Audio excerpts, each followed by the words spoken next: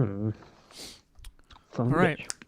Hello and welcome to Mr. X's Tabletop RPGs for Idiots. I am your dungeon master for tonight's games. Thank you all for joining me.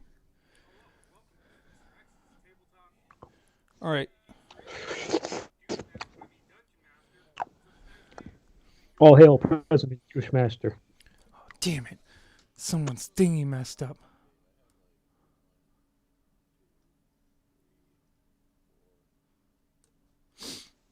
Alrighty. So I'm going to switch over to that. I need that. We'll keep that going.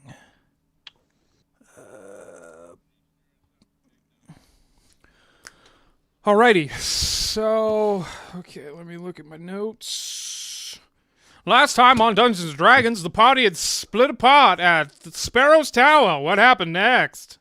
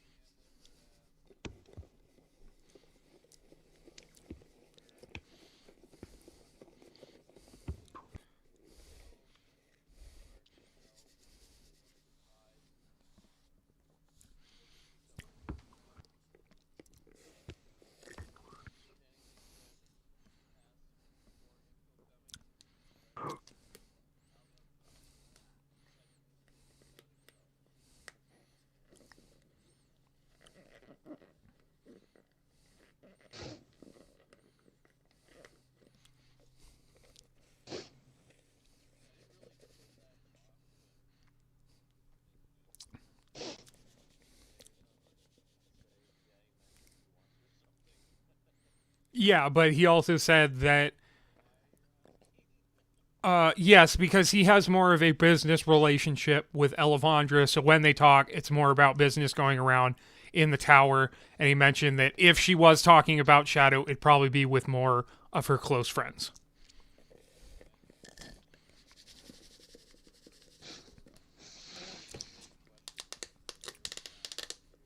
You were not there for that. It was a special magical mirror that had a person inside of it.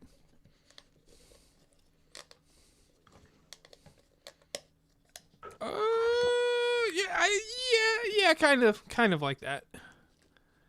But the guy used to be a dude. It wasn't like it was a sort of automated or like it wasn't like a personality that was created through the mirror. The mirror can capture someone's memories inside of it.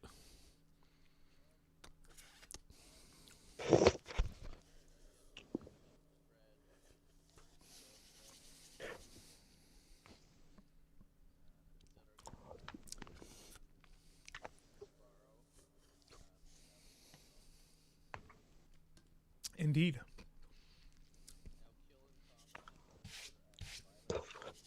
Yes, it's a district in Kane. In the city you guys are currently in, known as Kane.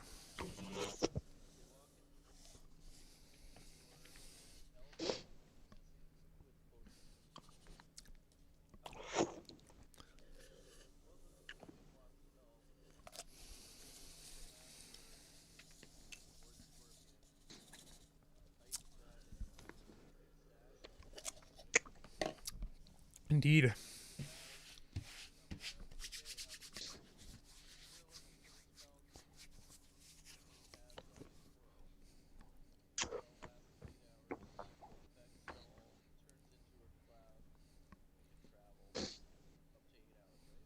Yes. Each vial affects the affected for 8 hours. Where you can turn yourself into a cloud or from a cloud into a solid.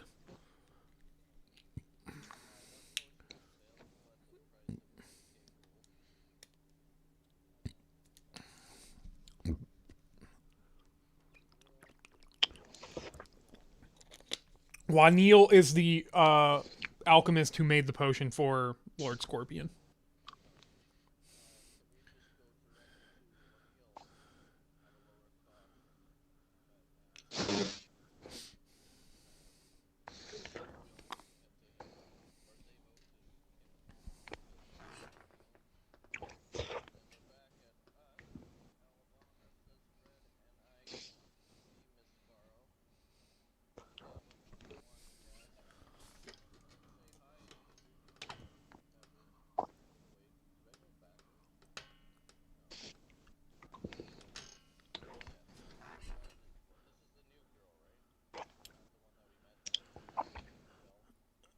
No, I think this is Wanil that.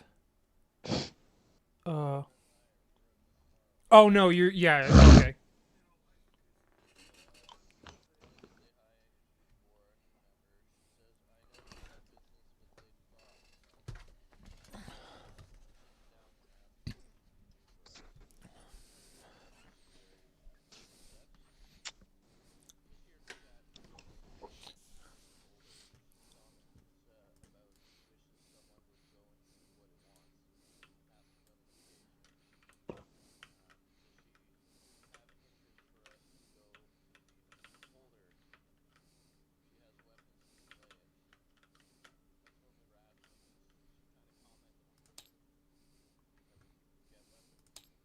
Yes, she had.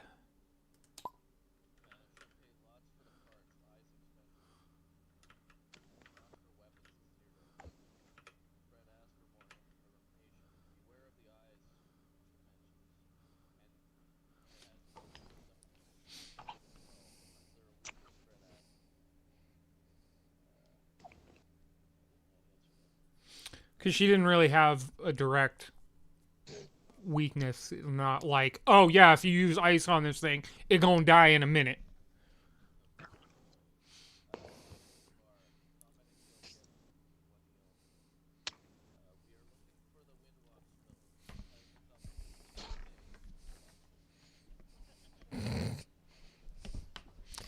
Nice. I don't care.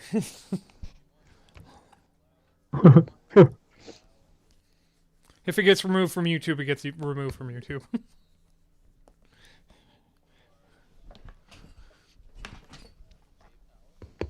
Jade Palace, yes.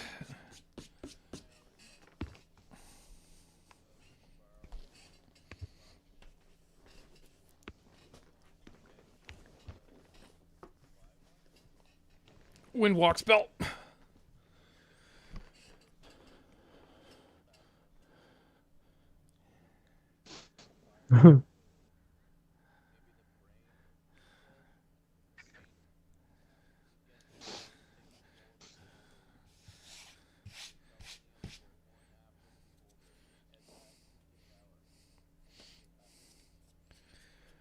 Alrighty. So, basically, yeah, that's where we left off. I still needed to figure out some of the things. But with the new information based on me looking at my notes and stuff, the travel to the Beholder is the same amount of time as the travel, maybe even a little bit longer than the travel to get to the tomb of Daedarius. So do you guys still wish to go on the path towards the Beholder or do the tomb of Daedarius? There is a well that has divination abilities, and Mystagon wants to know how it works. That's up to you guys. I have both of those prepared now.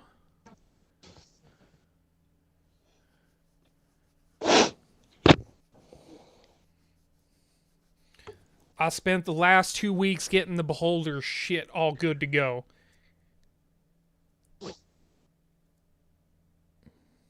Because, no.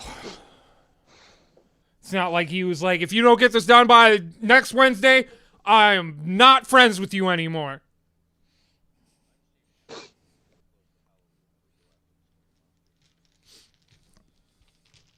mean, there were probably scary monsters at the tomb, but hey, man. Each their own.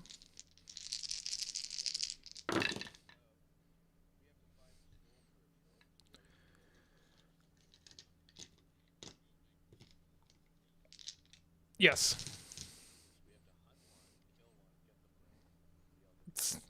If you meet another one, then you can potentially take control of it. But you're giving the brain to Wanil, so she's the one who's potentially going to take control of it.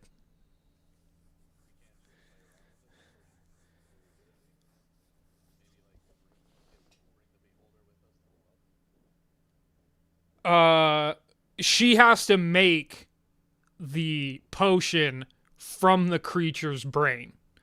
So she needs the brain first. You technically could.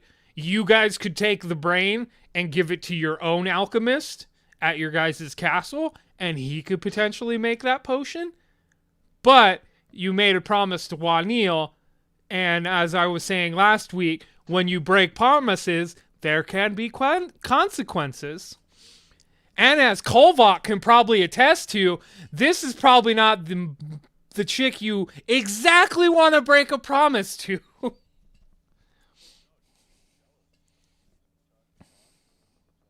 That's Sparrow. I'm talking about Wanil. I mean, Sparrow probably about in the same boat anyways, too.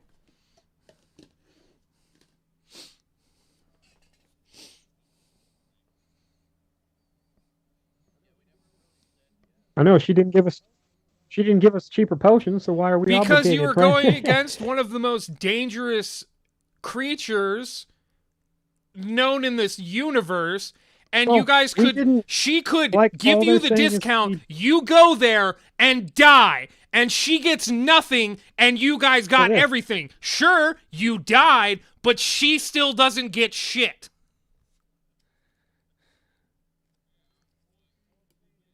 All I was saying is we didn't agree to, she definitely giving it to her. Potentially giving you discounts in the future. Yeah.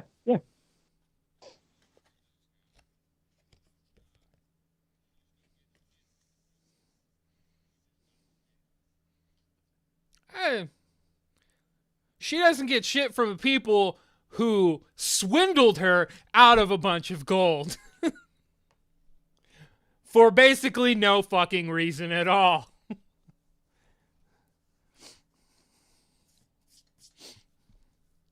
But hey, it's your guys' campaign. You do whatever you want to do.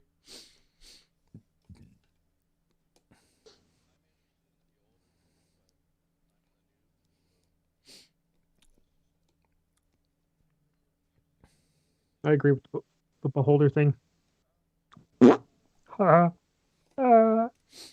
Alrighty. So then, you guys head to the tower to inform Elevandra that you are taking on this quest, as it was Sparrow's intention to provide you guys with some magical items that could make the hunt of this creature a little bit easier.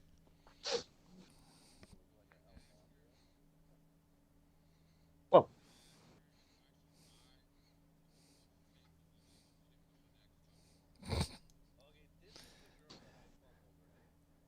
yes, in front of, yes.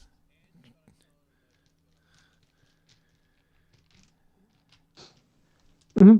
All right, make 2 persuasion checks. The first being to your taking things farther, and then to see if after that wonderful display from your ranger friend, whether she thinks one of her friends would be suitable for him. Shadow? Persuasion check? Oh, you're using the... I see.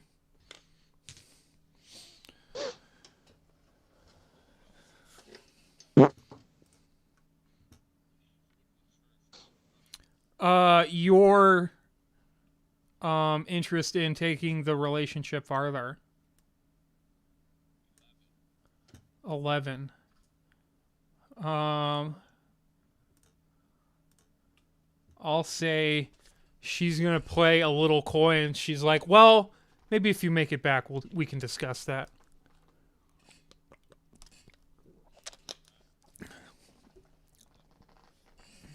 This is where you get the natural 20. No.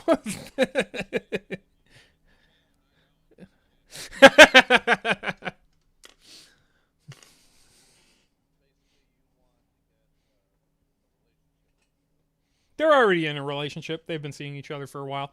He just wants to fuck. I don't want to put words in his mouth.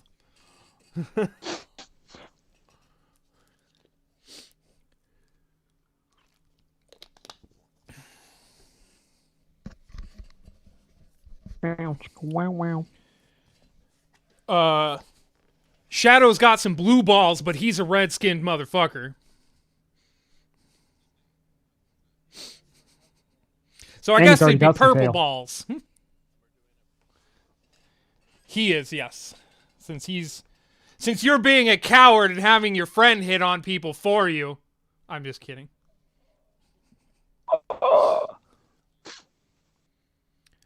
D20 plus his persuasion. Shadow is doing the roll. Yes. So she says if she gets some free time here in the next week or so, she'll try to gauge the interest of some of her friends.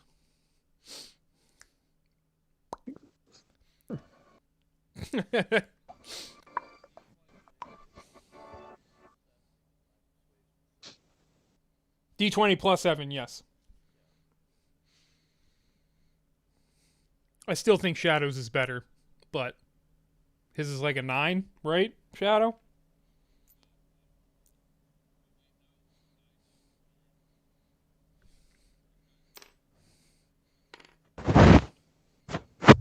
Do you make it anywhere near a 15?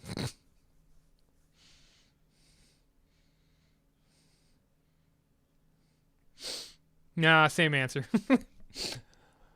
All right, so then you tell her of your guys' interest to go on the Beholder mission ASAP. She's like, okay, let me go inform Lady Sparrow, see what she wants to allocate to you guys for this mission, and I'll be right back. So she departs from the front desk, is gone for a few minutes, and then she comes back, and she has Lady Sparrow in tow. And two of them then guide you all to the enchantment department.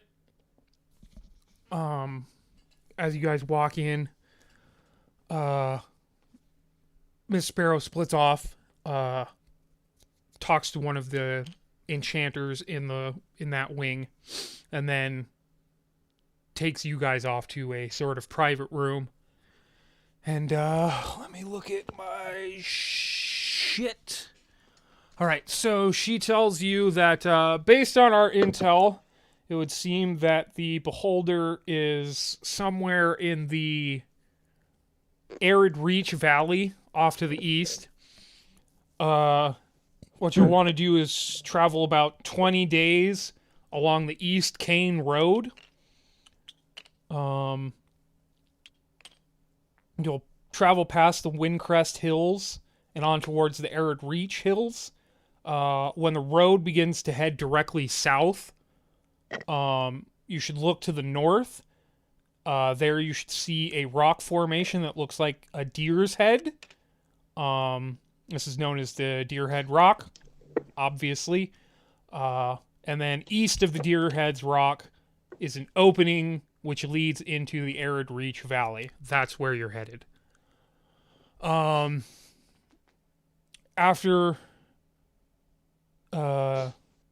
she tells you guys all of that, a person comes in with a few objects and items and such and whatnot.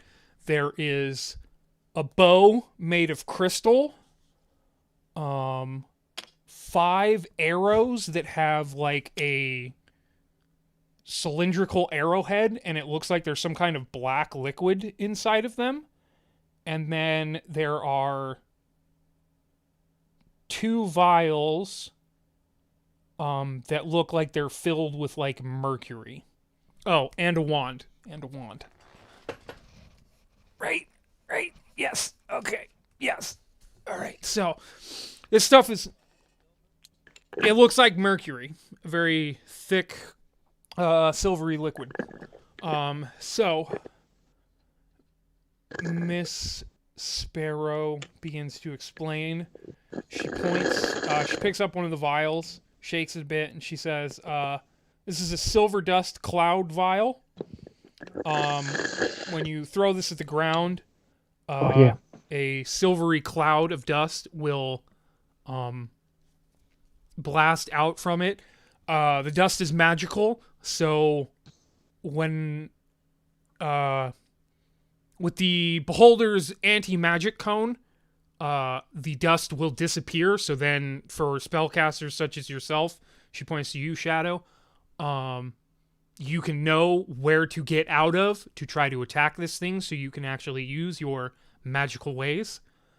And then she points to the arrows, and she says, "These are special arrows which are made from a tar that comes from the plane of fire. These are it's very rare tar, so it's why there's only 5 arrows. But with this tar, you should be able to shoot it at the eye or eyes. The big eye probably won't be affected. It's too big. But you can shoot it at one of the eyes of the beholder to block its sight and potentially stopping it from being able to use that particular death ray or whatever it be on you guys. I would definitely recommend getting the disintegration ray, because if that takes you out, you're out of the game forever. Not even the greatest resurrectors can bring you back from that. The only shitty part about that is you'll need for it to use its ray at least once for you to know which rays to take out exactly. You can't just go shooting willy-nilly at it. I mean, you could, but I don't recommend that. And then I've noticed that she points to you, Vance, that your bow does not seem to be magically enchanted. So I'm providing you with this. It is a crystal bow. It has several magical effects imbued within it.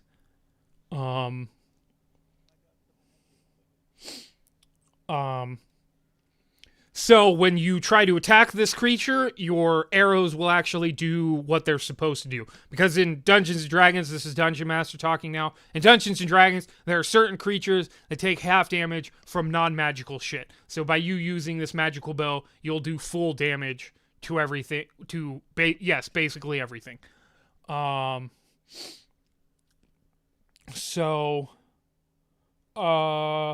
then she points to the wand, picks up the wand. She says, "This is a wand of fireballs." Now, this creature you're going up against will likely try to run from you if you begin to come on top of the fight. If you're fighting it in its lair, it will have escape routes planned out for itself. So I recommend you use this to block any of its escape routes.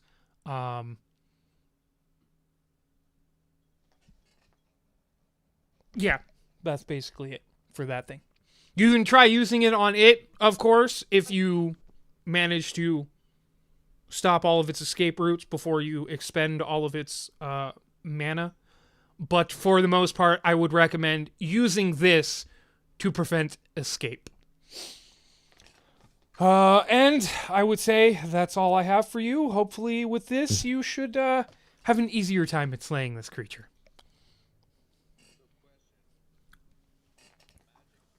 Yes.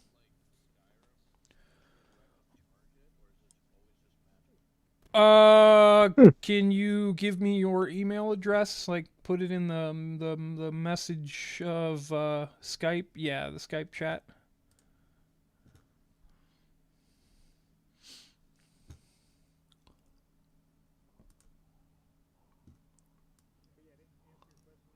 But yeah, to answer your question, yes, it will have some special abilities that require charges to be Yes, burnt, yes. This is a but bow that. it'll still have the magical effect with any of the arrows that are shot through Yes, it, even right? if he's not using one of the magical Okay, effects of yeah. it, it does not expend charges to just use normally. No, it should not. I am. Uh, I have two screens. I have my email and Skype on the screen that's not being captured, but let me look at OBS to make sure everything is. Yeah, you should be fine.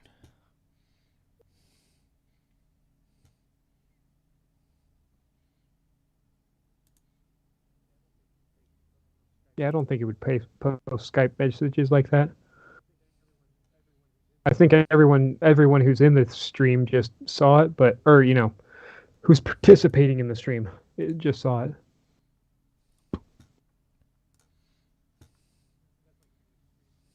That's like if you were streaming on fucking PlayStation or other such things, it wouldn't show those messages to the whole world. Thankfully, at least I hope so.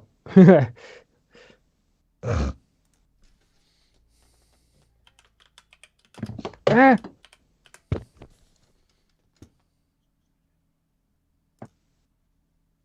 All right. It has been emailed to you.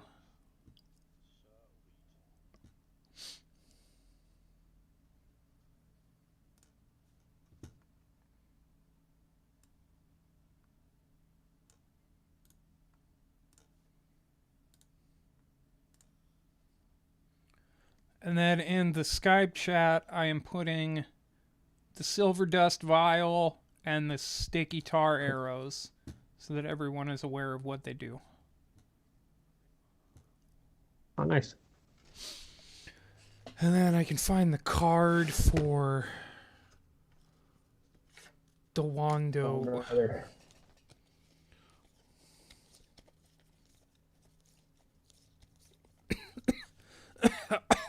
All right, so you guys have been provided these items. What would you guys like to do next?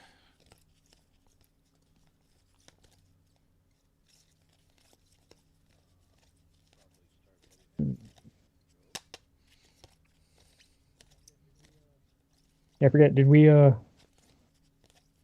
Last week, you guys did want to go home. did we sleep?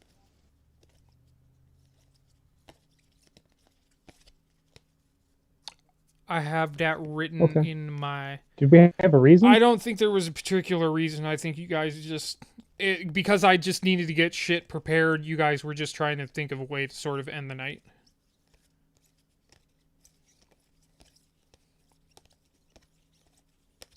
But you guys do not have to go home if you don't want to.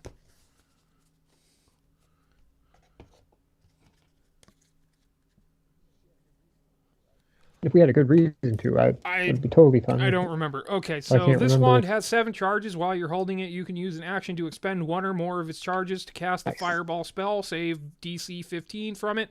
1 charge, you cast 3rd level version of the spell. You can increase the spell slot level by 1 for each charge expend. Each additional charge you expend. The wand regains 1d6 plus 1 expended charges daily at dawn. If you expend the wand's last charge, roll a d20 on a 1. The wand crumbles into ashes and is destroyed.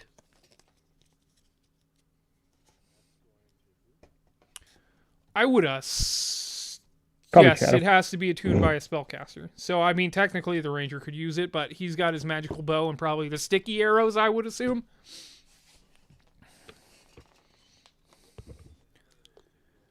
There are 5 of them. Yes. They have glass arrowheads, Which you so rarely if do. you miss, it's a wasted shot. I'm going down. No one can probably see it in the fucking camera, though. Stupid goddamn hydraulics in this fucking chair. I hope Combat hasn't been trying to say anything, because he's on mute.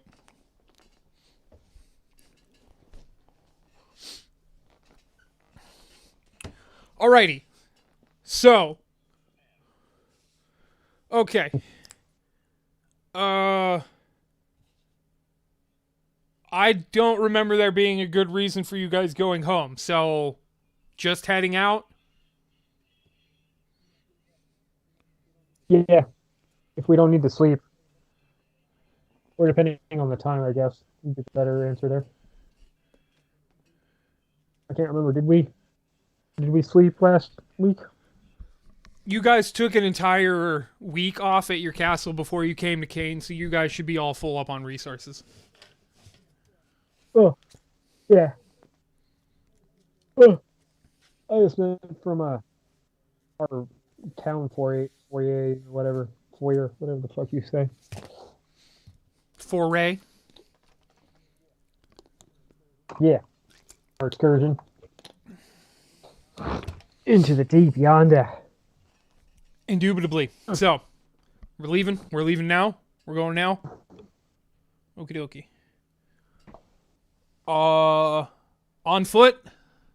Crikey. You have a vial of windwalk. East. It's east. Your guys' castle is north of Kane.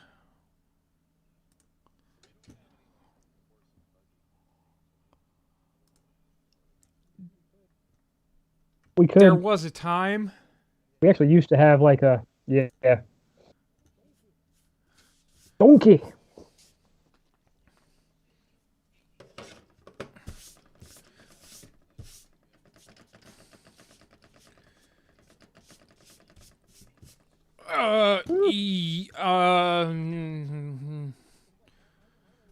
It's like I would almost say what half a new member in a sense, depending on the locations.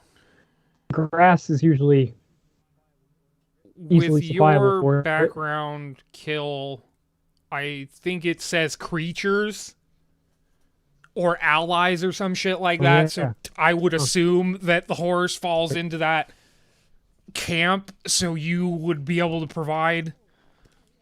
Oh yeah, duh. Yeah. I didn't even think about The that. other Creatures, mission, you I guys believe, were is how going it's into a put. very life devoid place, so you would need to bring rations and shit. That was the only thing I was trying to get at with that other journey that Kill was scared about going on, except for using windwalk shit.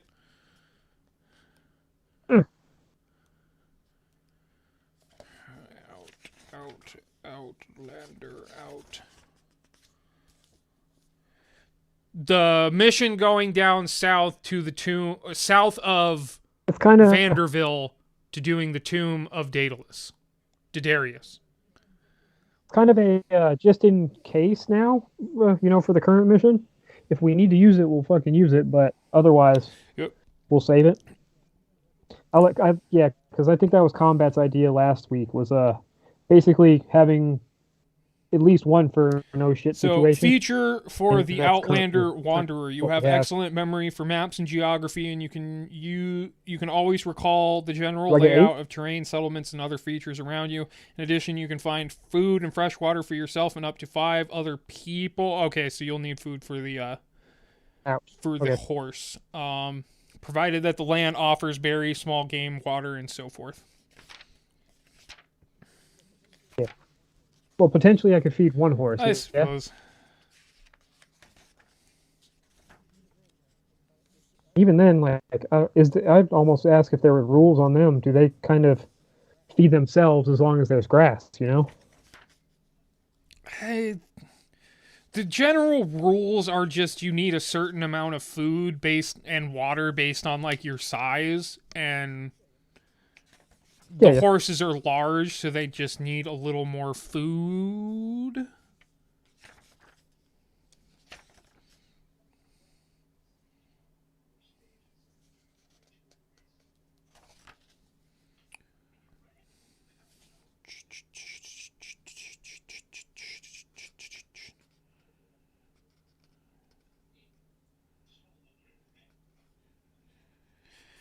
Yeah, they don't have exact things on like horse food and shit like that I can see off the bat in the books. Yeah, yeah. And I don't want to sit here for hours trying to look for the shit. So, I'll figure it out. Ugh.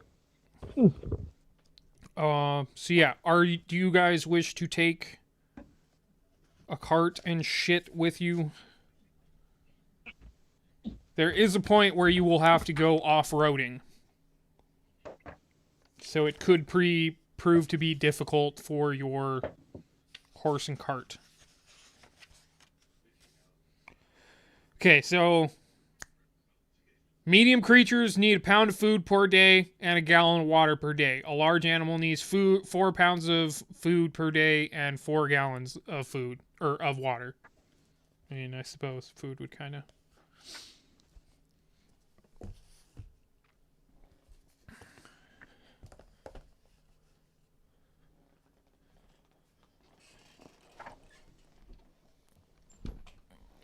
Yeah, I mean, it won't...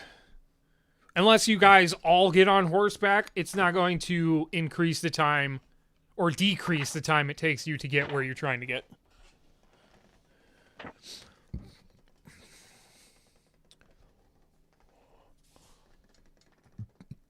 So, horse and buggy or just going as is? Okie dokie. So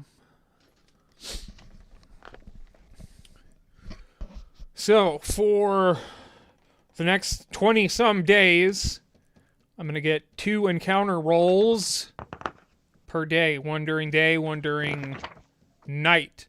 So, someone give me a D12 roll for the first day.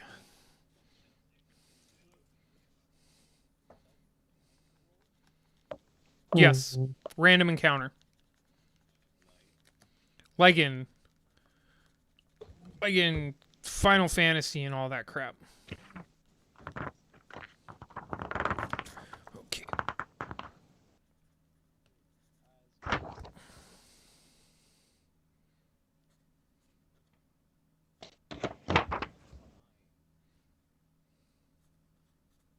I think combat already rolled. So I'll use combat's roll for the first day. I'll use your roll for the first night. So as you guys are walking along the trail, first day, first 8 hours of travel, heading out from Kane, you do not encounter any raiders or anything of such nature. And then you guys hunker down, go to sleep, and no one encounters any sort of raiders or anything of that nature as you guys are sleeping. So you wake up the next day. So I need another day roll and another night roll.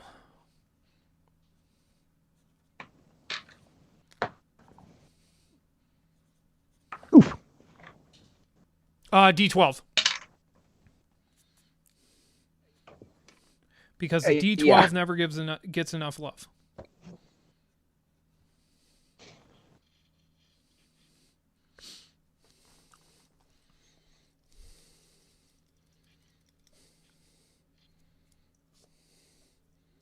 Yes, this is day 2 of travel.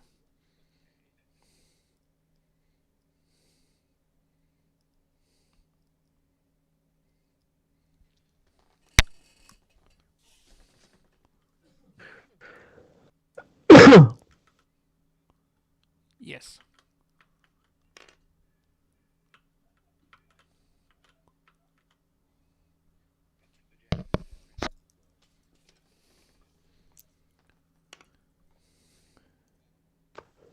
Seven. All right. First or second day worth of during your guys' travel.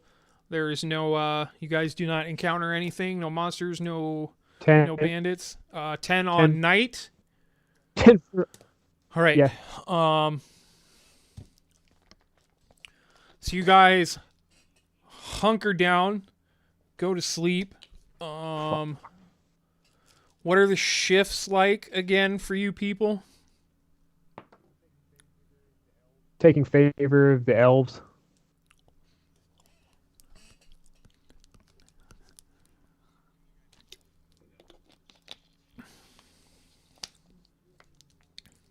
You and me need the longest sleep, Yes. of course. Um, They are alert, for the first four, or they stay alert for their sleeping time also, which is yeah. So best strategy is like them two sleeping next to each other in a sense, so they can fucking. Because if one like moves, the other will notice, even if they are all right, who would be recuperating. on the second shift? You and me are just out. Hmm. Okay. So, as you guys are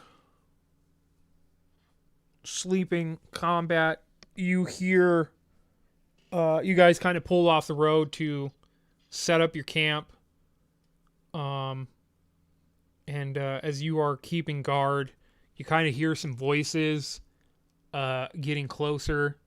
They seem to be talking to each other. They're not trying to be stealthy, but like the voices continue to get closer and closer, and then it seems like someone's on the road, and then they continue by. Uh, it seems like they might have noticed your guys' camp, but they don't seem to care, and they continue by. So yes, night of day 2. Yeah.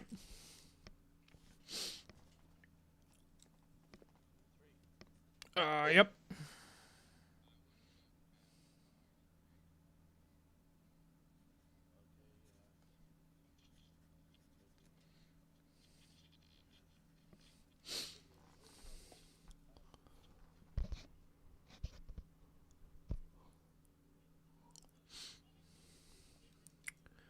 All right. So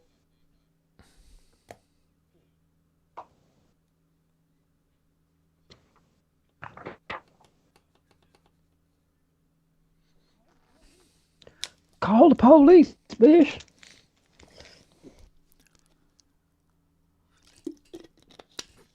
yep.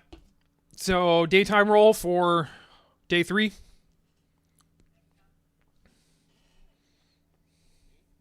I believe combat would be next. I mean, it doesn't really matter. 3. All right. So yep, you guys continue along your way on the third day with no troubles. Night roll.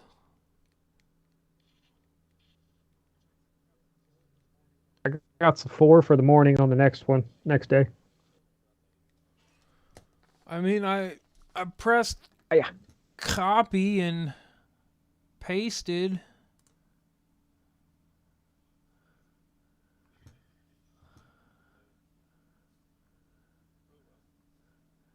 I can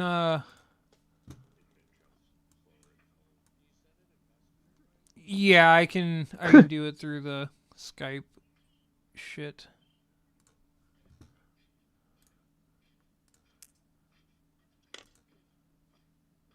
There's a lot of shit to it.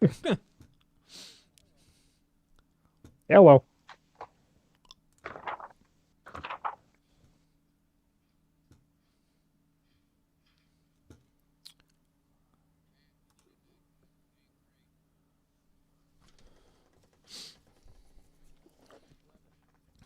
Eleven. Alrighty. Mm-mm. That's not the right page. That's the right page.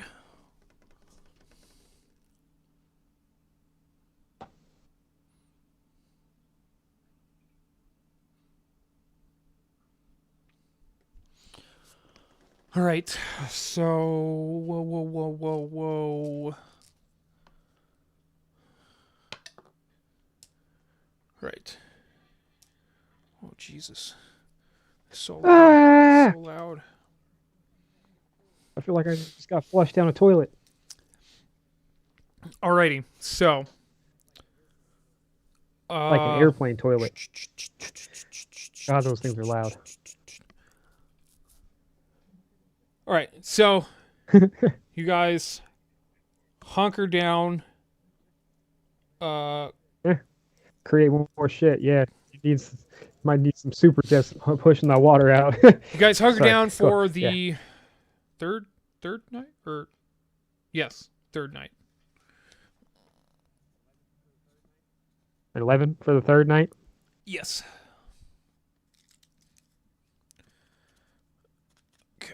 So, you guys hunker down close to the road on the third night.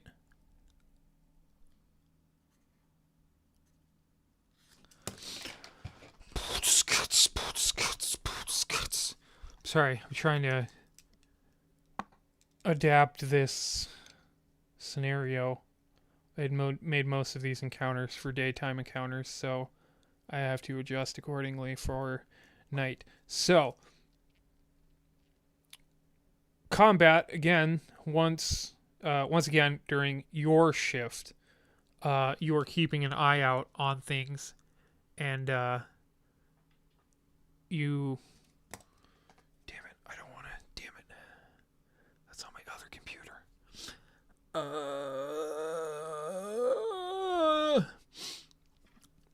I don't think you guys are very near a forest, so there's no real tree cover that you guys can do. There's maybe like a hill, but mostly where you guys are is like flatland savannas. So for the most part, you can see what the fuck's coming at you, and whatever the fuck is coming at you can see you guys. So you are keeping an eye out on things, and you can see that there are several forms which they're hard to see because they're not like tiny as in like small like a cat, but their profile is very small. But it seems like there are these creatures that are flying over the road, and they seem to stop near your guy when they sort of spot your guys' fire.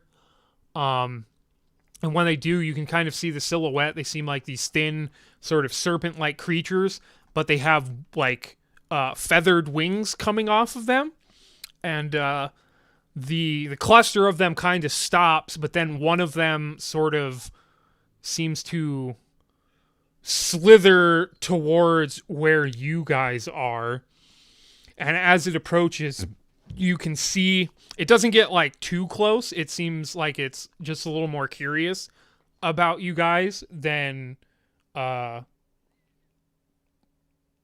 like a predator that's trying to stalk you guys or something like that.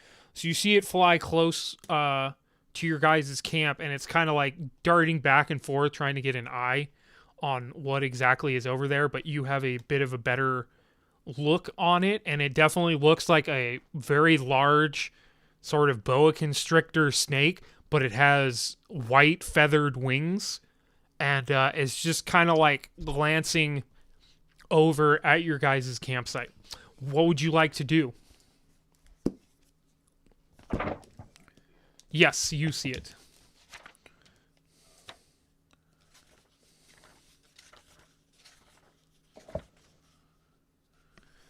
It looks something a little like that.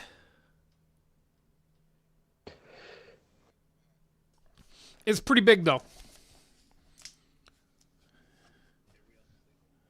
Yes, everyone else is sleeping.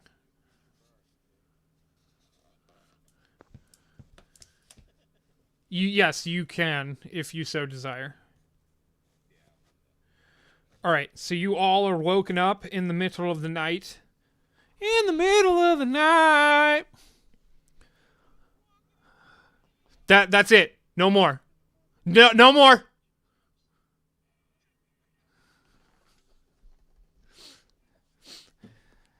$10. That's all you get.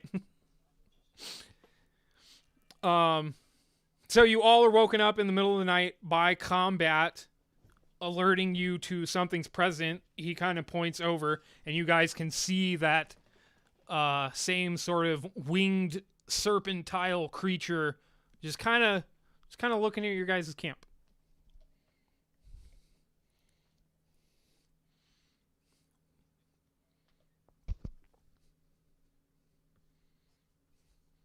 I mean, not everything. These things don't talk.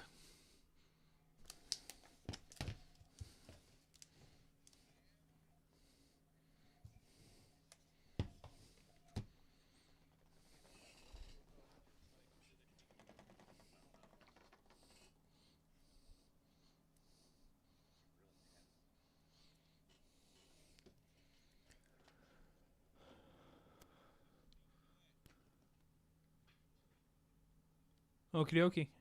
What do you say?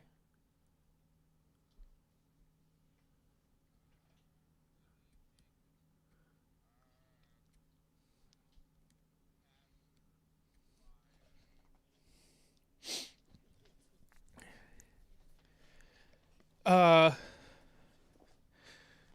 you say that. You then hear a voice in your mind Okay. say, I think it's more night, but good night to you as well, sir.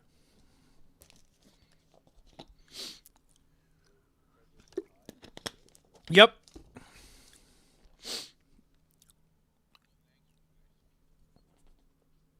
Uh Whatever language you spoke in, it spoke back to you inside of your head.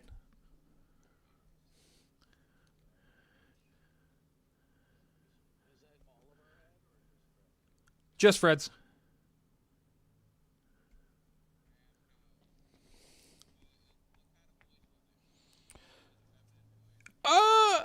It kind of I would say it was like like not a combination like it was a man's voice and a woman's voice, but it's like it's really hard to tell. It's got masculine sort of sounding to it, but it's also kind of feminine sounding. It seems like it's a gender neutral creature. Haha, you can't cancel me now, YouTube.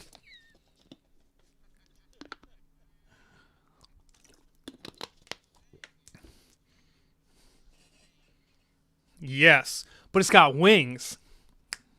That's very effeminate.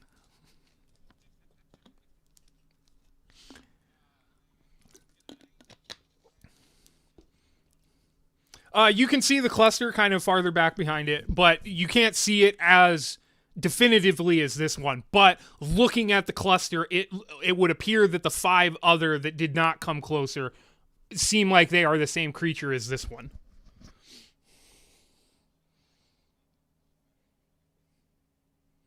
Depending on the you have like 60 foot. I would say they're probably just a little bit out of your sight line because they understand most magical effects, it seems, so they know staying out of 60 feet is kind of safe distance.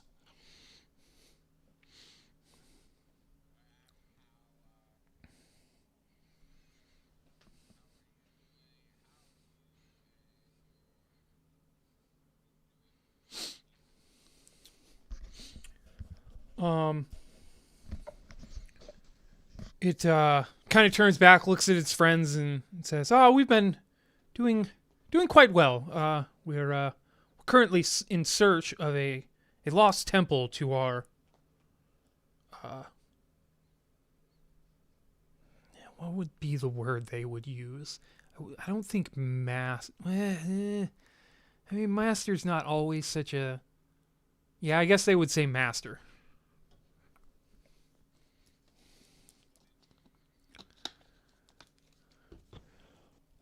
It is a temple to Quetzalcoatl. Quetzalcoatl is a Aztecian or Mayan or Incan god, I believe. Yes, the Temple of Quetzalcoatl. It's also it's also a monster in Final Fantasy. Yes. Shadow, when they say that, I would like you to make a history check, or when he says that into your brain mind, make a history check.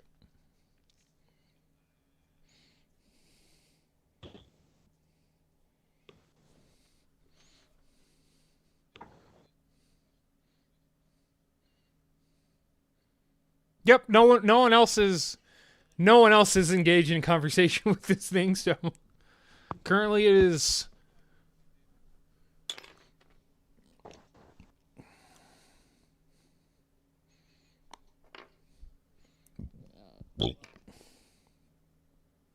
That's fair enough.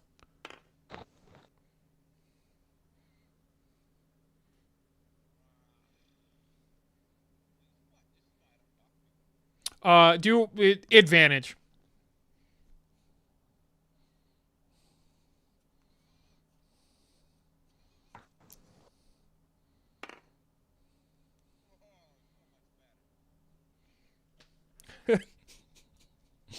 What'd you get?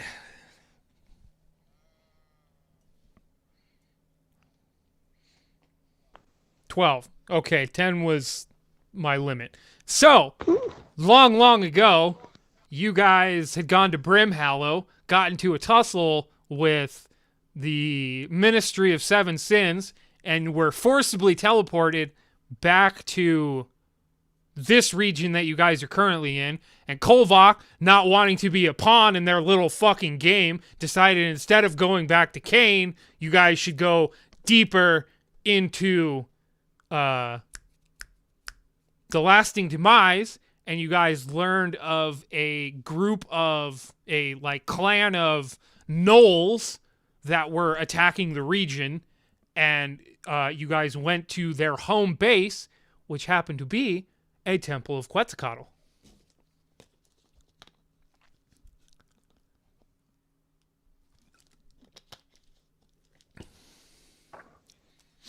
Yes. Not exactly. I think because of Kolvok's background, if you asked him, he'd be like, oh yeah, you just follow this stream for about 6 hours, then you break off exactly southwest, keep heading in that direction for 2 days, and then by that time you'll come to a rock which suspiciously looks like a penis, and then you just head south, you'll find the cave entrance after a day's worth of travel. If that's exactly the directions, I don't know. That's just how Kolvok's background feature works. He has been there before, so he can recall how to get there once more. From exactly where you guys are now, he can't say, but he knows from the town you guys left from the exact direction you guys would need to go.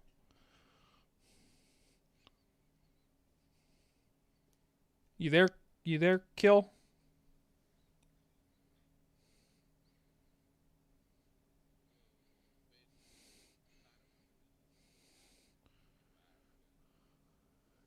Not entirely. These creatures might have a somewhat knowledge of the area.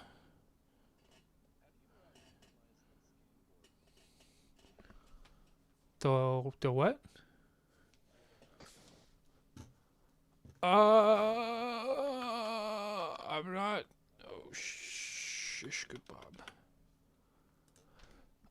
You'd have to probably switch it to window mode.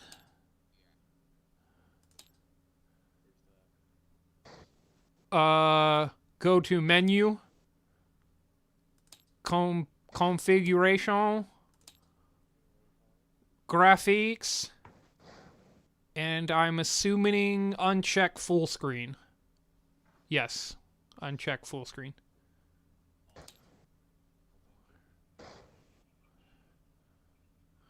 I don't know these shortcut buttons, so I'm not knowledgeable in this shit.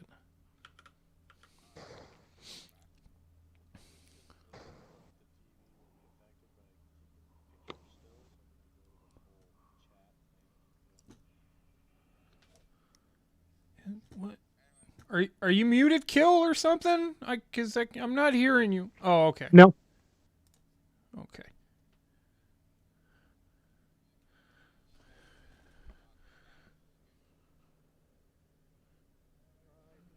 I relay said position or general. Yeah, you say it's southeast of Bloody Blah Town. I can't remember the name of it. I think I have it written down in one of these. You guys went there once. But yeah.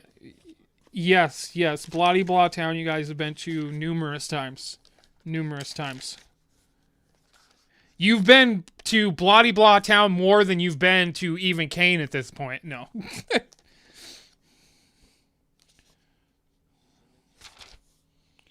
Not really. No, you were not a part of the group yet.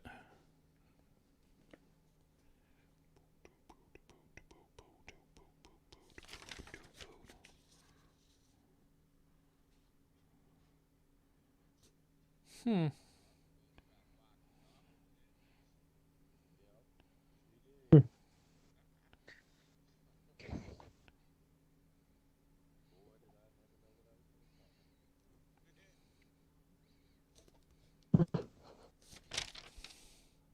Damn, I thought I had it written down here, but apparently I don't. So yes, he tells you what he remembers, like the town that you guys were in, and then the direction you took. I think it's like southeast-ish, south or east, south. Yeah, I think it's east southeast, so like more towards the east than it is. It would be more, yeah. That's what I'm here for. So yeah, you ask him, he gives you the directions that he can recall on how you guys got there. So do with that information what you will.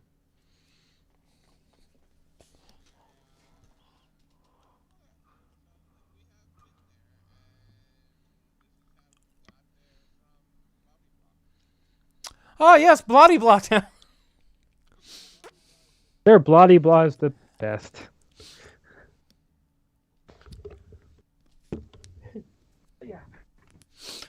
So he says we have indeed been to this town before. These directions will serve greatly in our purpose. Since you have helped us, perhaps there is some way we can help you. Is there something you are in search of on your travels?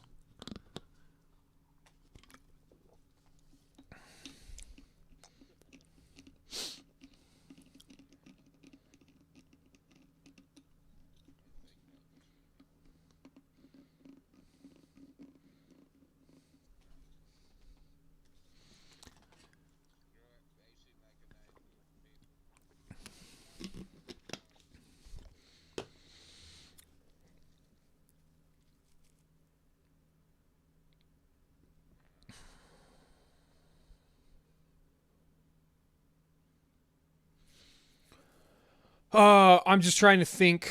So you tell them, you just say that you're going to the Beholder. That's where you're headed. That's what you tell them. Okay.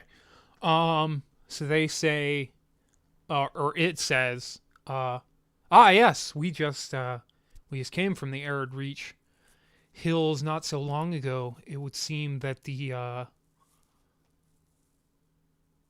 hobgoblin tribe that ruled over that area has been subjugated by this vile creature. It, if I remember correctly, we had nearly stumbled across its cave, its lair, about 6 days into the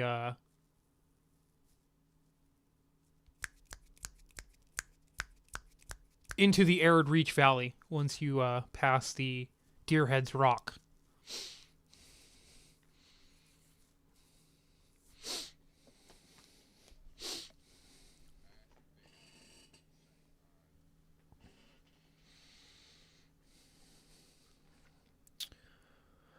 Yes, we were able to discover that this creature once resided within the Underdark, but was pushed out towards the surface by, I believe, another rival beholder.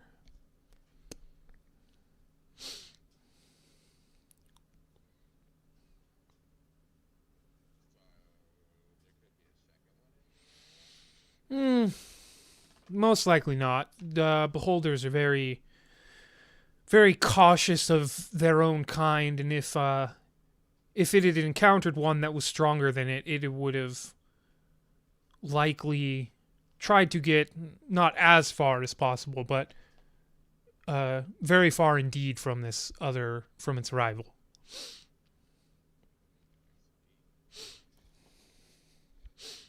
and it would seem it used the third dimension to its favor in its fleeing, so there's no telling how deep underground the other one might still be.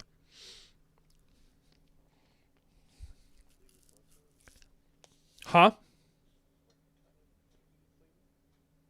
It fled from its own kind. So it was underground, so it went up.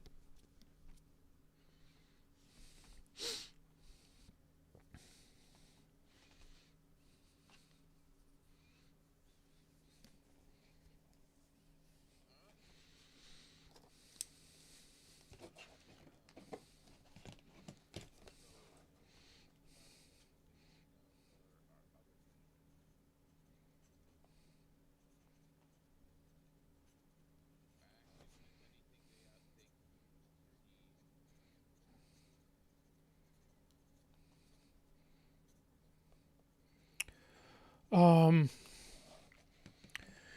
they say our current calling in life is merely to find this lost temple of our master. So this information you have given to us is more than graciously received. Um, uh, if there is some other calling that is some other calling to direct our destiny, we are unaware of it at this moment.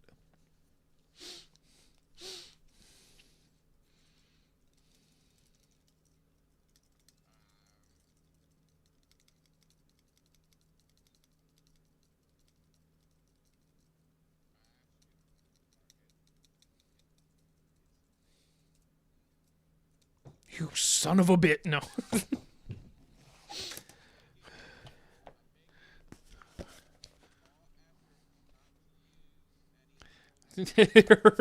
Right.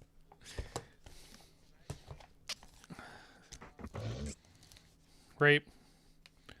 Um.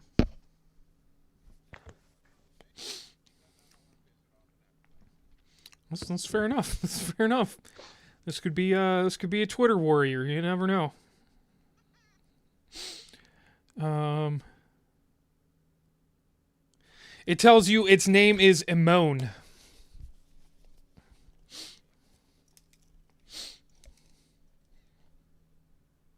Not really. It's just an E moan, so an electrical moan. So it's not that sexy.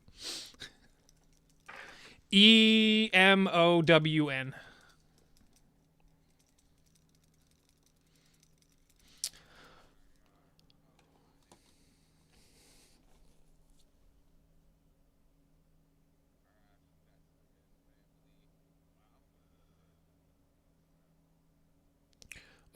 It says we are comrades in the with mutual interest.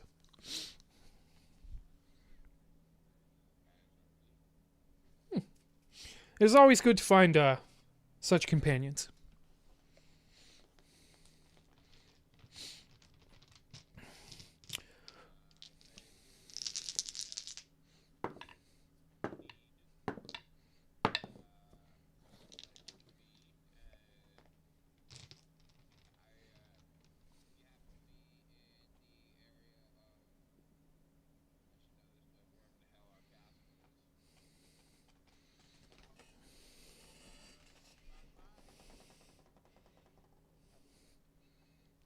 Hmm. I have not tried this alcohol before, but I am always open to new experience. Should we find ourselves in the region, we will certainly try our best to find you. I again thank you for this information you have provided. I hope the information I have given you um, is as useful to you as the information you have provided me is to us. May we meet again later in our destinies. And then it turns, flies back to its group. They seem to have a bit of a conversation, though you can't hear it because it's all telepathicals. And then they so they're just sitting yep, there staring into each other's eyes. Right. creepily. Probably to Awesome. you, Kolvok, yeah, it's probably a little creepy. And then you see them sort of soar on down the road. So that was night 3. Nice. Is anybody gonna allow that to happen? Uh, I'll just as he's going to sleep, so I'll say, good job. We're winning the staring contest. Wait, was He he was talking, or was talking, did but he? Oh, because no one else engaged the creature in conversation, it just directed its yeah. Yep. telepathical messages to Shadow alone.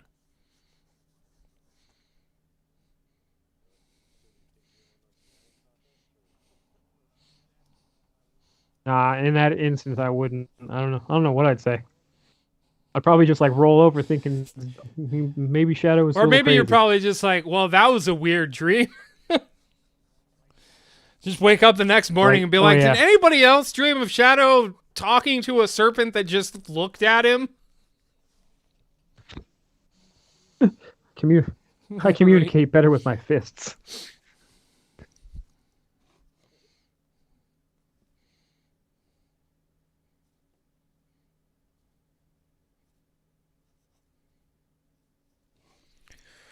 Alrighty.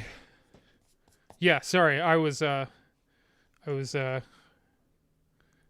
that was fucking want weird. to see me drink this guy? Let me answer your question with another question. I think we're the only ones who, well, maybe Uh, combat would get a kick out of that. maybe. Not that, yeah. All right. So, you guys wake up the next morning, prepare for travels on your 4th day. 4? Four. 4 for 4. You just it was too late at night to fucking get into that shit.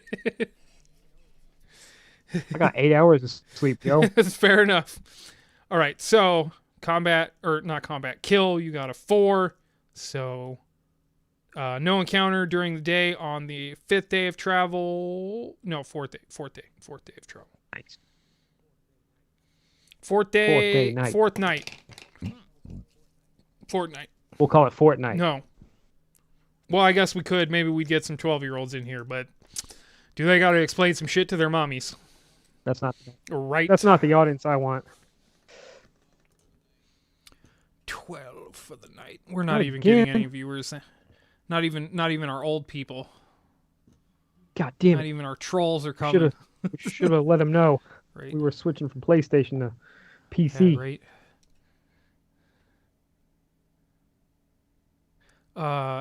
You said 12 Shadow? What's up? All right. PC Master Race. Fucking think they's all hiding my IE because they can fucking upgrade their goddamn hardware and Okay, man, you're part of the PC Master Race now too, so shut up. no. It was all sarcasm. Oh shit.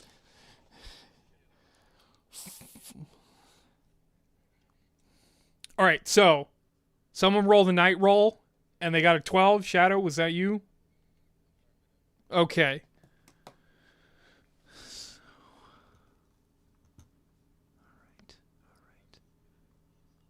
All right. All right. Who is on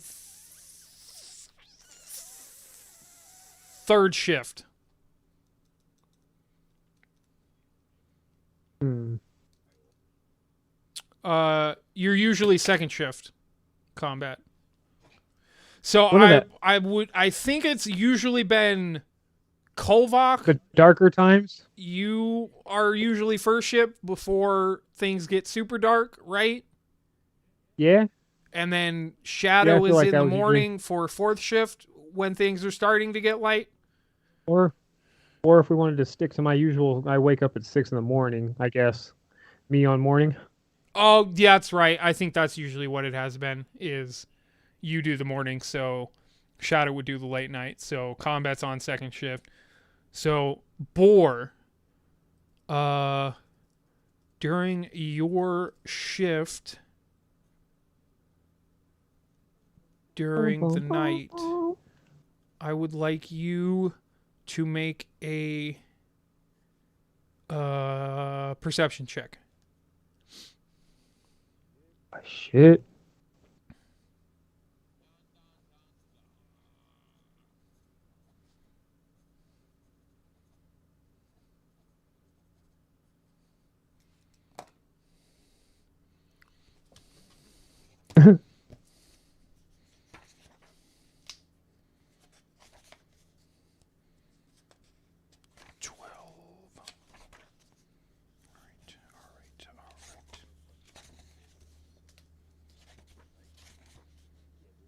Yeah. Yep. 7 on top, but then your roll. A, B, C, D, E, F, G. Giants, gibbering mouther, Gith, gnolls, goblins, golems. That's what I'm looking for. Yes, all of those things appear. No, that would be terrible. Uh-oh. I'll be going to sleep here soon enough anyways. All right. All right.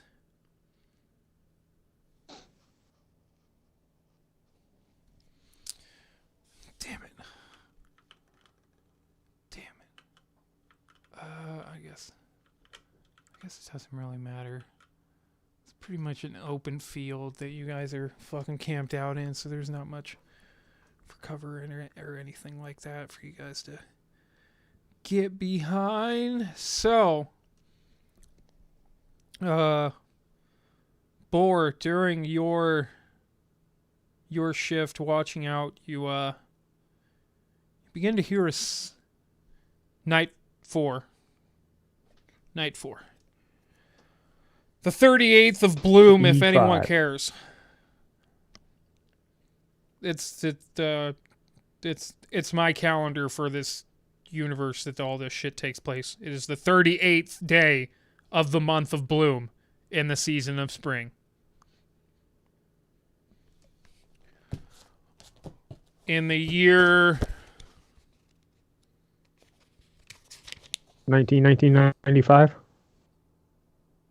237 of the Age of Dragons. So, as you are sitting there stirring the fire of the camp, trying to keep your mind occupied from the boredom of just being awake when you, well, I suppose you probably would have already gotten your 4-hour meditation. So, the boredom of just being by yourself, and you hear a sound off, you can't exactly tell the direction, but there seems to be some sort of sound coming towards you. I mean, these things aren't really trying to be stealthy, so how should I rule that? I guess, yeah, since they're not trying to be stealthy, they wouldn't really get a surprise round. But I would say when they're about 60 feet from you, you can sort of tell the general direction that the sound is coming from, and you turn to see in the darkness. You can't completely, or actually, I guess you would be able to because of your amazing dark sight as a dark elf. So, yeah, he's better at it than everybody else, yes, he right? has 120 feet. And I was going off of compared to sound. 60. Yeah, instead of 60. So, but you still don't see in color, so. And then it's they're lightly obscured, so your sight-based perception checks are at disadvantage, but I'm not. The perception check was on hearing, so it's always weird trying to fucking rule this shit. This is why I'm a terrible DM. So you turn to see in the general direction of the loud noise. It sounds like a cacophony of like galloping coming towards you guys, and you turn towards the origin of the sound, and you can see what looks like four bowls bearing down on your guys' campsite. And as you take notice, Ours? are not boars, bowls, Okay, Bulls, interesting. bearing down on your guys' campsite. As you take notice to them, I'm going to need everyone to make initiative rolls. Even though you're asleep, if you get woken up in the correct time, when you're attacked, you'll probably wake up, or boar wakes you guys up. We'll see based on initiative rolls. I mean, combat would be aware, right? Especially if it's galloping. Huh? The combat would be aware, right? Elves are Yeah, half. yeah, yeah, yeah, yeah, yeah, yeah, yeah, yeah, yeah, yeah, yeah, yeah, Me yeah, and Shadow are the yeah, only yeah, fucking ones that are yeah, yeah, screwed. yeah. So initiative. Oh yeah. Oh. And then I Oh have your no. guys' initiative trackers in front of my board area, so you can Even worse. plug that in.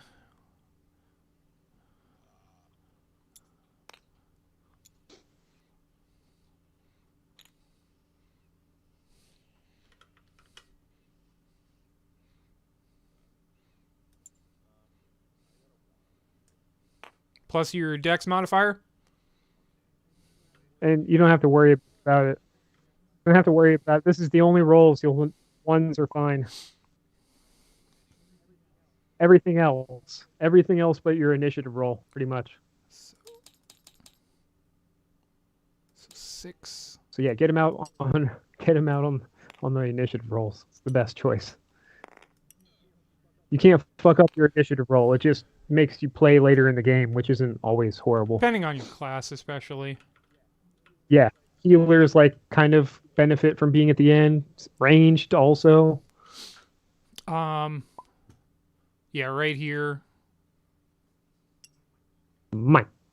Well, still, I still need it. So I can put them in order and shit. Jeez. Well, then mine still for now. Indeed.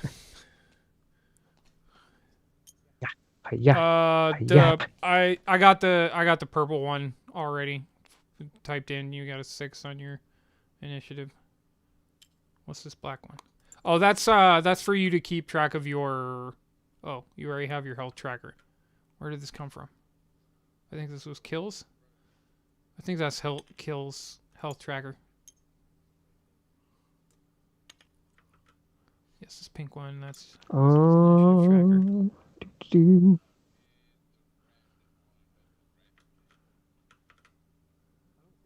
I don't think so. Unless unless it changed somehow. Yeah, I can't even or no. Yeah, I can't even access red. I can. Oh.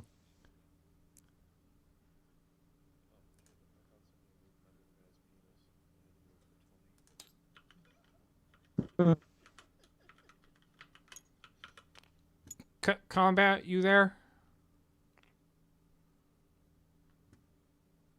You're muted just you're muted just in case you don't know. Yeah, I got your green indicator in front of my table area for your initiative.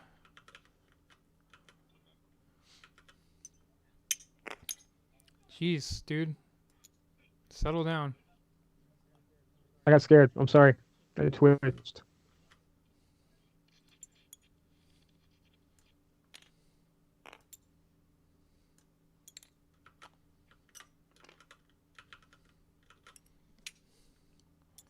You guys are gonna love this.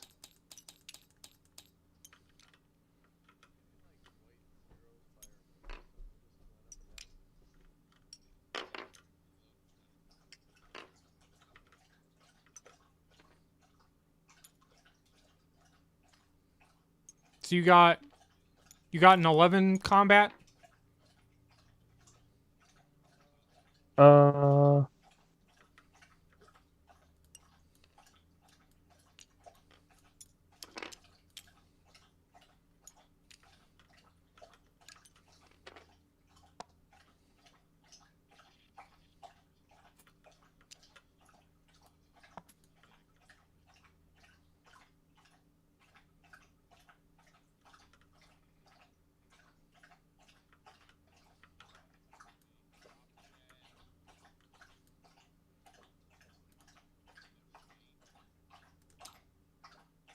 What the fuck? What the fuck? God damn it. mhm. Yeah, this isn't even the dungeon you guys are going to anymore.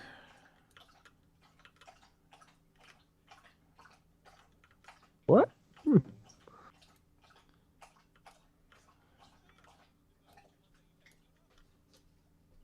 Uh, I had this set up when I thought you guys were going to the Tomb of Didarius, and that was like a couple weeks before you guys had even.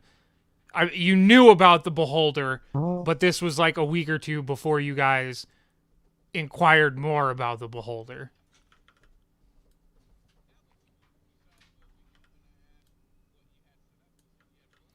I I guess I didn't. I thought you meant prepared. That's my bad.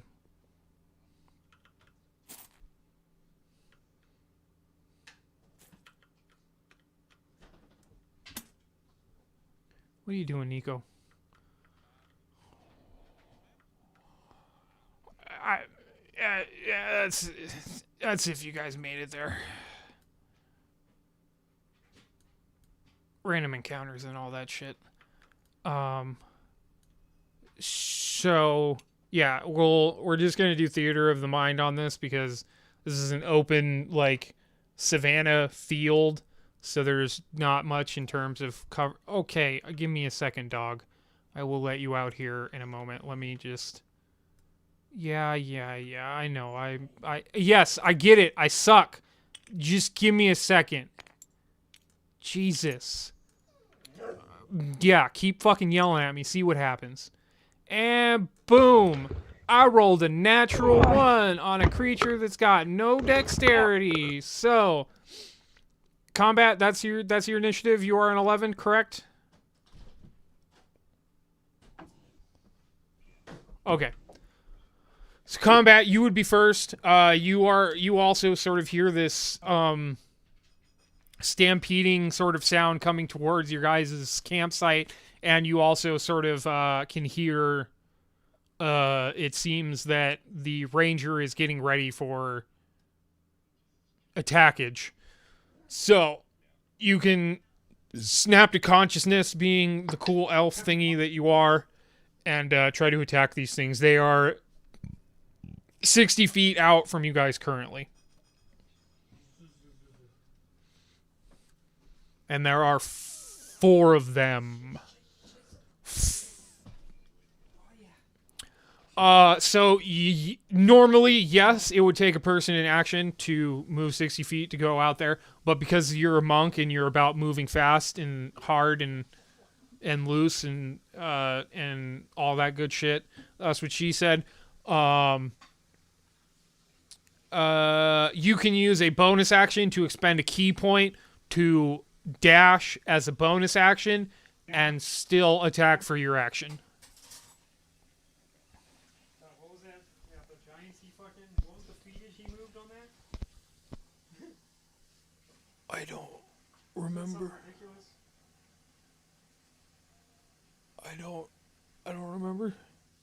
I think his movement speed was only like 35 feet at the time, but I could. No, that wouldn't be the case. It'd be. He's always been 40, right? A normal wood elf has a 35 movement speed without a class advantage, and then being a monk, I believe the base increase is like 10 feet, but I feel like it's 15, but I don't know. I can't remember off the hand. I mean, the level you are now, I'm sure it's above 10 feet. So, yeah, yeah, yeah, yeah, yep, yep, yep, yep. Yeah, fudge knockers. That's black women titties. I mean,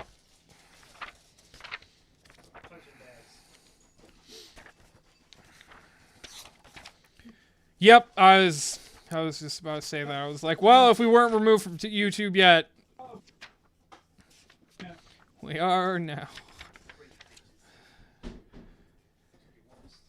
I mean, I don't really know how live shit goes. I know that videos that have been posted, you can get like an email that says you've been banned, so you can't upload for like a week.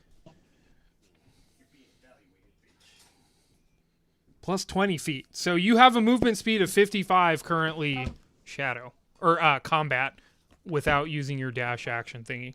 So you could get 5 feet away, 5 feet between you and the creature, but you couldn't do anything, so.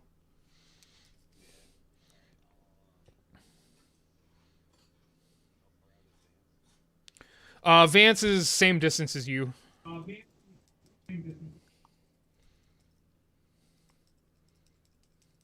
He's like 10 feet away from you, but like kind of in a diagonal. They're coming from like the northeast, and yeah.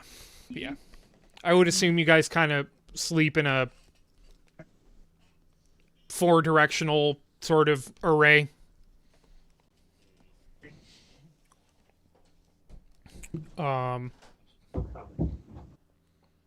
Just move up 40 and hold action. Okay. Hold action to attack when one comes in melee range. So next would be whoever pink is, Kolvok. You are next. I guess he can't hear me. He doesn't have his headset in. Okay, you can't hear me. It's your turn. Okay. Oh, you're sleeping. Never mind. You can't do shit. What am I No doing? one's woken you up yet. Sorry, I guess I should have mentioned that combat. There are 2 people still sleeping.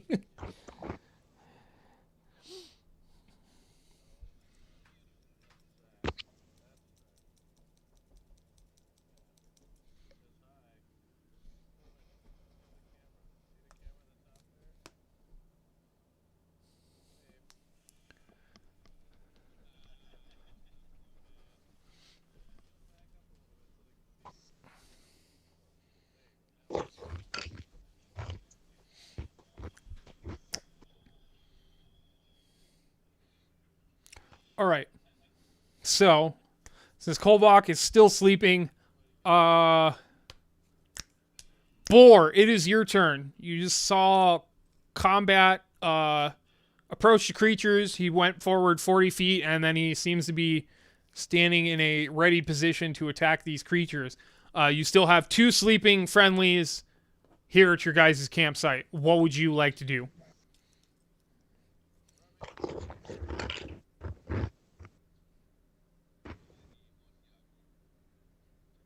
These things happen.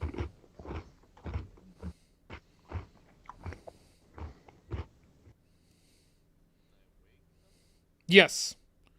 It would be your action. Well, depending on what you were trying to do. If you just want to yell and be like, hey, you motherfuckers, get off your asses!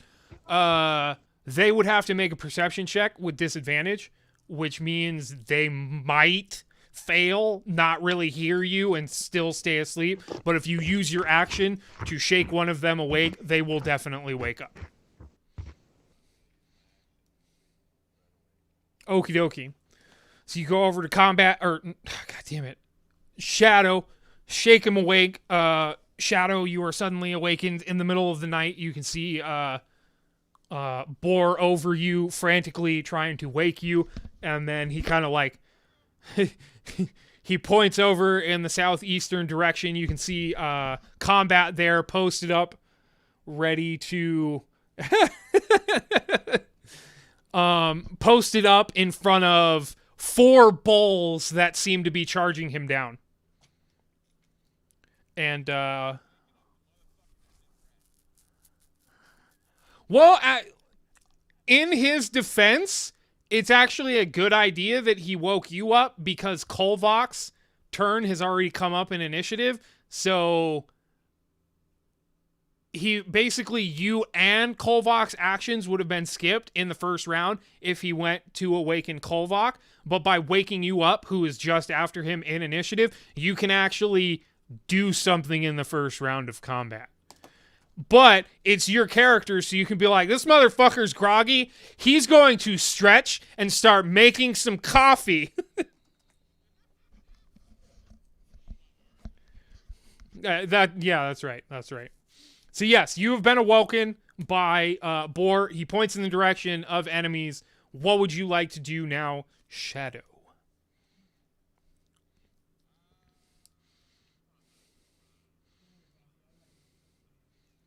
You're muted, Kolbach, or Kill, or Josh, or whatever the fuck.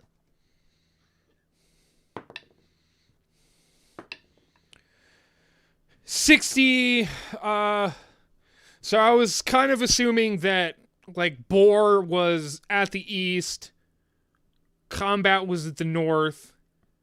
You're probably at the west, maybe the south. I don't know. That's between you and Kolvok, I suppose. Where would your guys' position want to be?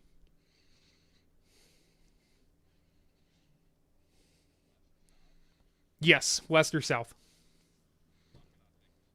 All right. So you are 70 feet away from the target. It would have been the same either way, honestly. I'm a terrible DM. He moved 40 feet. He was 60 feet, so he is 20 feet away from them. There are like two in the front, and then there's two in the back that are about 10 more feet back. So the first two are 60 feet away, or 20 feet away from combat. The other two are 30 feet away from combat. So they would be 70 and 80 feet away from you.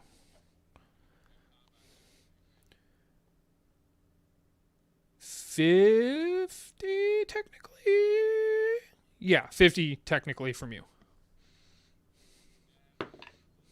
Mm-hmm.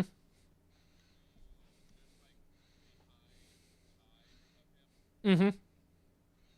So 20 feet back from him.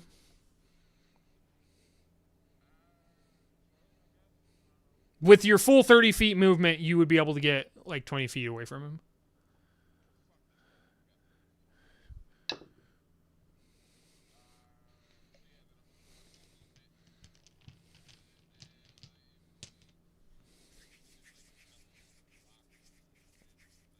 It's, it's, like, it's, the area you guys are in is like the African savannah. It's very flat. There's a sparse tree here and there.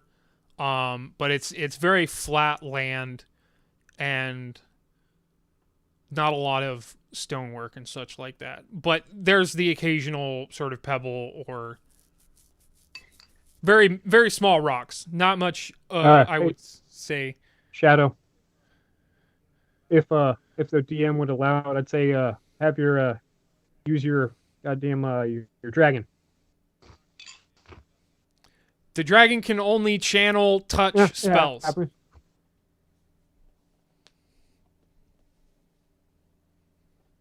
So the dragon can't fire fireballs. Or if you wanted to be nice, you could you just have him come bite my neck. What, Kolbach? I was saying you could have the dragon come bite my neck or something. Wake me up. Yeah, I suppose. Maybe once. I'm just that was just I a can't. suggestion. Yeah, I think technically it's supposed to have its own initiative.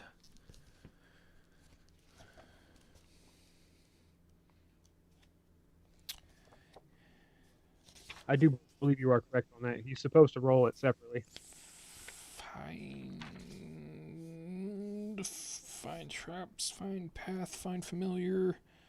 independently of you, but obeys your command. Rolls its own initiative. Yeah, so go ahead. Roll its initiative as well. So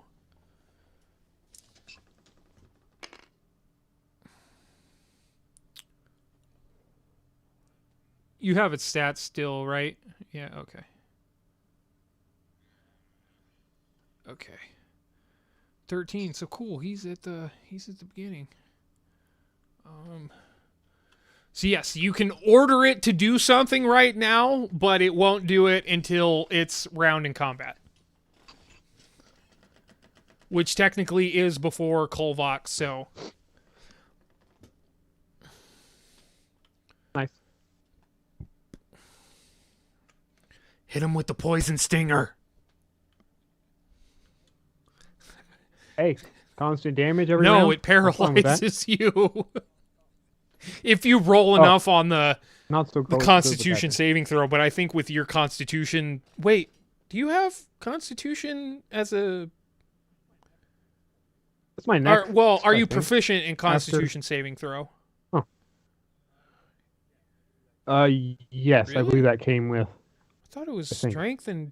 Wait, I is it just think, dexterity yeah, and strength? for the Yeah, barbarian? I can't. Oh god, I'm trying to view the It's all good. page. I got the player's hand. I have all the books. I mean, I don't have all the books, but I only have strength for saving throws marked currently. I believe dexterity is the other one. Yeah. Ow! No. Oh, you're right. It is Constitution. Kolvok. Oh, shit. So yes, it's unlikely that you would get paralyzed by... I would say only a natural one you could be paralyzed. Even then, technically, you wouldn't, but... Well, Constitution... What's your Constitution? It's a natural one. Haha. It's like a 4? 4 plus 4, 4. 8, so 9. Yeah. Maybe. Still I mean, one. yes. Man. In my game, yes, but in a normal game, I think you would still get by technically because you have to fail by 5 or less than the DC, which I think is like 13 or some shit like that. Oh damn. So you, even on a natural one, technically cannot fail. But in my game, yes, you would fail with a natural one. So yeah, Shadow, you can command. Yeah, the Constitution saving throw is an 11. So even on a natural one, you technically cannot be paralyzed by the thing. But in my game, as I said, natural one would be the only way you could. So you can command it. It is not your action. Shadow, what would you like to do?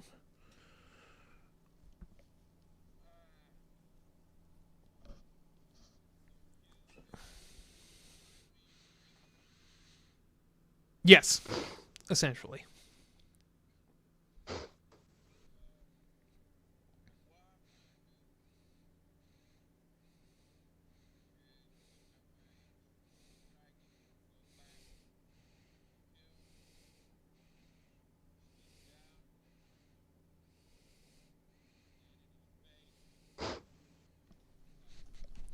And just start flapping. Oh, yes. Okie dokie.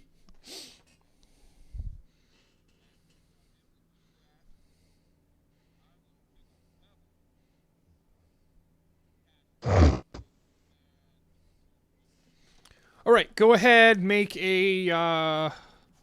Ooh, you can adjust. Wait, can you adjust the color? I think. Or does that need to be like a added? Technically, he can choose the color. He can either go with the fluorescent white or the all dull yellow. No. He's picking up a pebble, casting light on it, and throwing it towards the... if at all possible, he's Element. casting red light on that son bitch.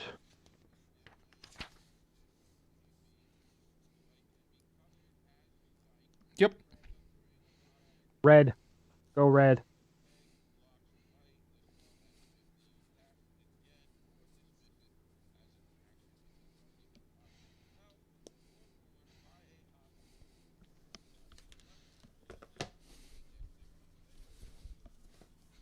Damn.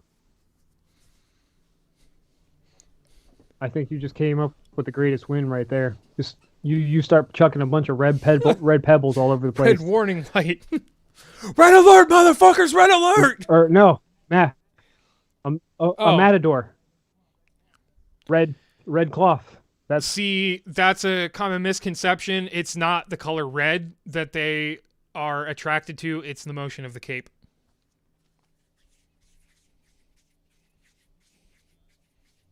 Motherfuckers. Because I watch YouTube videos all day. This is a mythical world, man. Well, you guys haven't gotten a clear sight on this, so there are other factors that might change your opinion on things. Ow.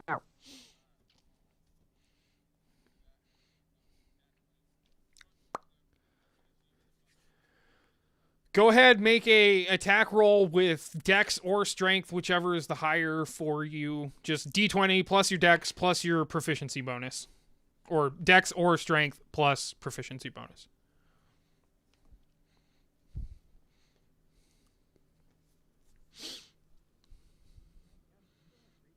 Can you cast it on a creature? It's a touch spell, No, it's only an so object, yes, huh? you can. But as he said, it gets to make a. It has to be an object being worn or held by it. The creature itself is not an object, so you can't just take touch a naked dude's nipple and cast light on it. I was gonna say it's fucking dragon. It's a big old flying light. If he put some sort of It could carry a pebble. This would be acceptable.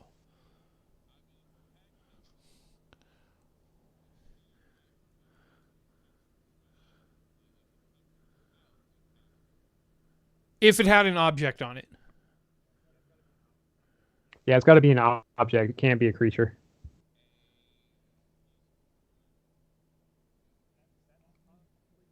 That's possibly what it consumes.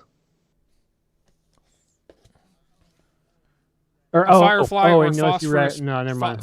Phosphorescent moss is the component for light. Ah, okay. Oh, okay. That makes that easy.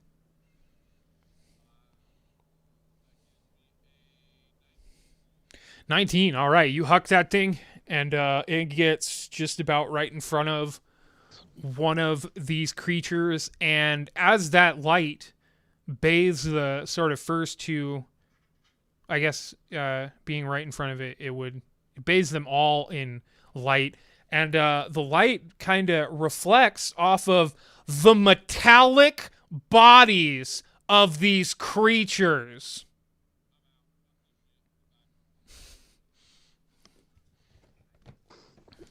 Nice. So, still want to treat them like normal bulls? Oh, hell yeah.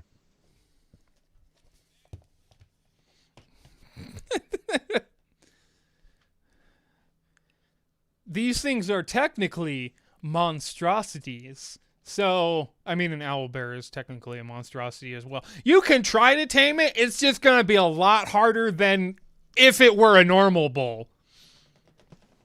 Hey, man. There's four of them, man. Right? Oh, wait. Okay, right. It's still... It was meant to be. It's our 4 mounts. It doesn't increase your traveling speed by that much. Oh, man. Oh, yeah, they are metal, I guess.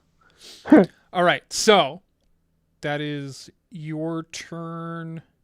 If anything, it's just an intimidating charge. It sounds really loud, but really they're moving like a mile a second. That's Shadow's turn. All Wait, right. mile a hour? I don't know. Yeah. Yeah, that'd be too fast. Alrighty. So one of them is going to charge at you combat. It is going to use its trampling charge because it's able to move. I'm sorry about this combat. You should have just moved like 5 feet more. Uh, if it moves at least 20 feet straight towards a creature. Yep.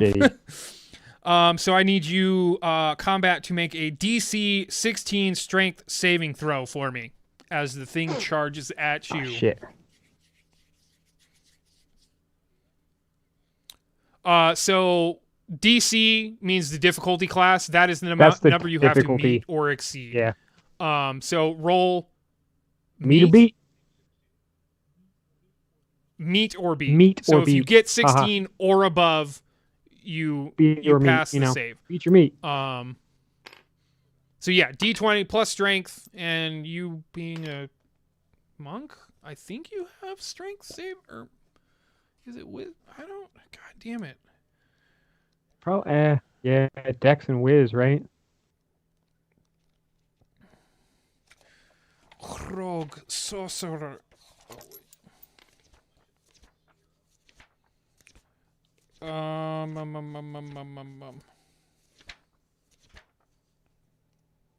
Strength and dex. That's what I thought. So you are proficient in Oh, no strength. shit. So Oh, yeah, they are super strong. Yeah. they're more about being able to shake off like Oh, wait a minute. I think he's at that magical level. Uh-oh.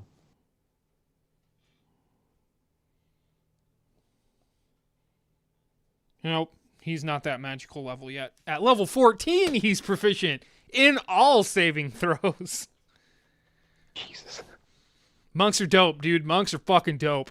Oh, yeah. Yeah, of course. Such a stark Especially- contrast to fucking Oblivion's monks. Oh. Yeah, that'd definitely succeed. You got a 19 on the dice. Yep, that'll do it. So, it No matter would what you have have. knocked you prone, Way more. but you put up your hands, grab its horns, and kind of it skids to a stop, unable man. to trample you down. There it is. That's the sign, boys. It's our goddamn mounts.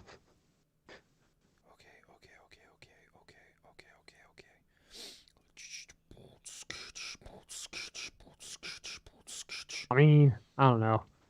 It honestly didn't sound that great when we kind of talked it out. Okay, so Can you imagine how jarring the ride is too the whole 60 time, feet. and they take longer? Shadow moved 30 feet forward. So he's 30 feet away from them.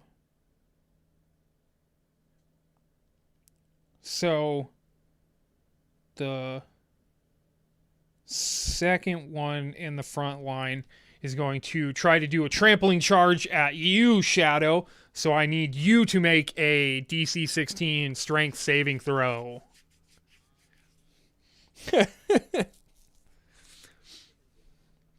No, you did not, because the effect I was trying to use failed. It did. All right. So this one comes dodging at you, and you just kind of like dodge off to the side of it, and then it like turns at you, huffing and puffing, and you can see the sort of green gas coming out from its nostrils as it huffs and puffs, and then it starts like forking its hoof at the ground as if getting ready to charge once more. Then the other two are going to continue in towards the camp, so they move 40 feet. They were the ones that were farther back, so they were 70 feet, so they are 30 feet away from the individuals in camp.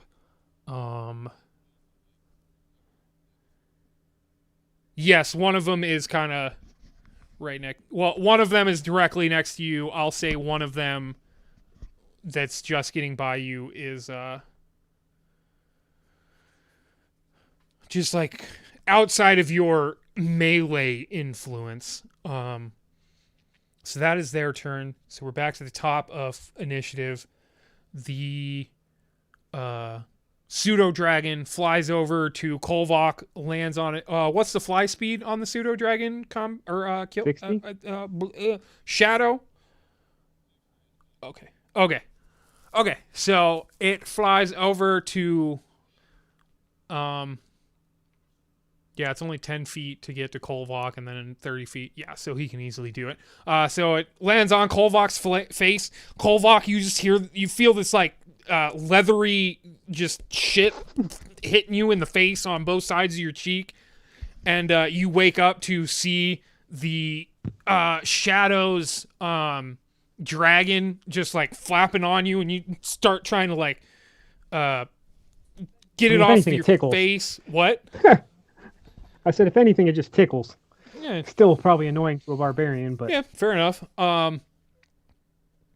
So it wakes you up. You can decide how you react to that. Once the dragon has confirmed that you are awake, it then like flies above your head, kind of does a couple circles, and then heads off in the direction of Shadow, which is also kind of in the direction of the charging bulls. And you can see Boar is still there near the campfire. He's starting to get his bow and shit ready. And oh shit. Combat. You were holding your action, so you get 2 attacks on the boar that charged at you.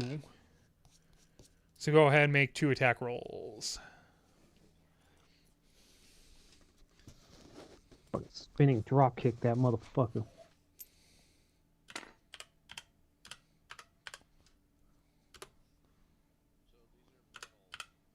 Yes. Yep, that'll hit. Your fist collides with the metal plates, and you're unable to make a dent and do some damage with your second attack. Found the thick part in his skull. Crikey.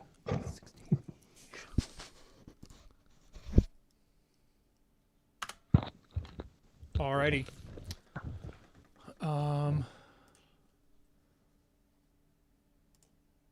Okay, so alright, so the dragon woke up Kolvok, so now we're back to your turn, combat. You have one of these metallic bowls in front of you, very angry that you stopped its charge. And that you punched it. Twice. Attempted to punch it twice. 14, unfortunately, is not going to break through. It's a metallic exoskeleton. You're adding 7 of those rolls, right? I said you're adding 7 of those rolls, right? Yeah. Okay. So what was the second attack? Sorry. 18, yeah. Still unable to affect its metallic hide. So you can 24. Yep, that'll do it. What was his first one? What is the first number that hit? 19? I think it was a 20.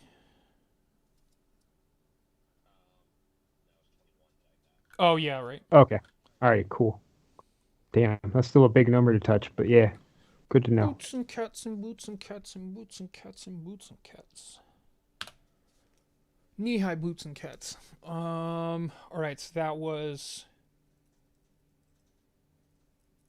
combat. Kolvok, it is your turn. You are still 40 feet away, being at one of the farthest ends of the camp. Oh, wait, you have a 40-foot move speed, don't you? Yep. So, doesn't matter. Is there 2 of them in a decent line? No, they've kept a 10-foot. There's 2 squares in between them. Yeah. That's I think that'd still work. The lightning spear.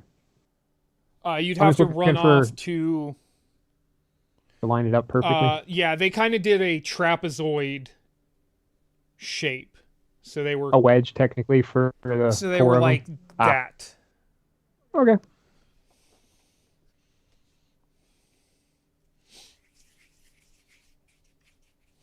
Yeah. Then the whatever's closest. Okie dokie. Melee attack. Cha. Do it. Reckless. Reckless.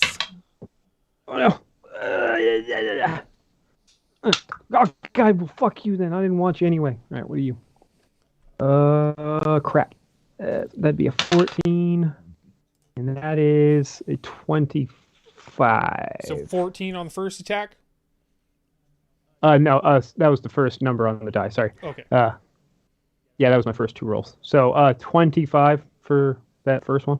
Yep, that'll And hit. that'd be your 10 plus. Oh, right, advantage. Fuck. My bad. 10 plus 7? 10 plus 9. 19.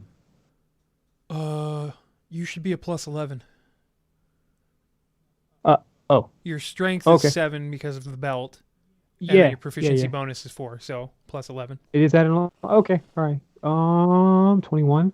21. Yep, that'll definitely do it. No, 20, 23. No, 23 damage. 23 damage total. Yes, off of that first hit, and then Wait, 23 off of the first that'd hit? be a 22. Yeah, damage. Yeah. From one attack? Okay, see that's what I 11 added the to 11 hit, to. That's, okay. 7 19. to damage, and then whatever your rage modifier is. Okay. My first 2 rolls for the D20 was a 14 and a 21 or 25. Okay. And then the damage was a 10 19. plus All right. 9, 19. I was gonna say, like, Jesus, fucking 23. God damn. 22 Yep. to hit. And 1 less damage than last, so 18. Alrighty. You fucking cleave into it, get a nice gash into its metallic exoskeleton, swing in from the other side, cut into its metallic exoskeleton too. You can see a bit of I don't think they specify its blood, so I'm going to make it my own cool thing. It seems like this thing bleeds black blood like oil. But it's not a construct. You better not squeal when he dies. You've had enough of that in your life, I assume. So that was Kolvok. So next would be Boar.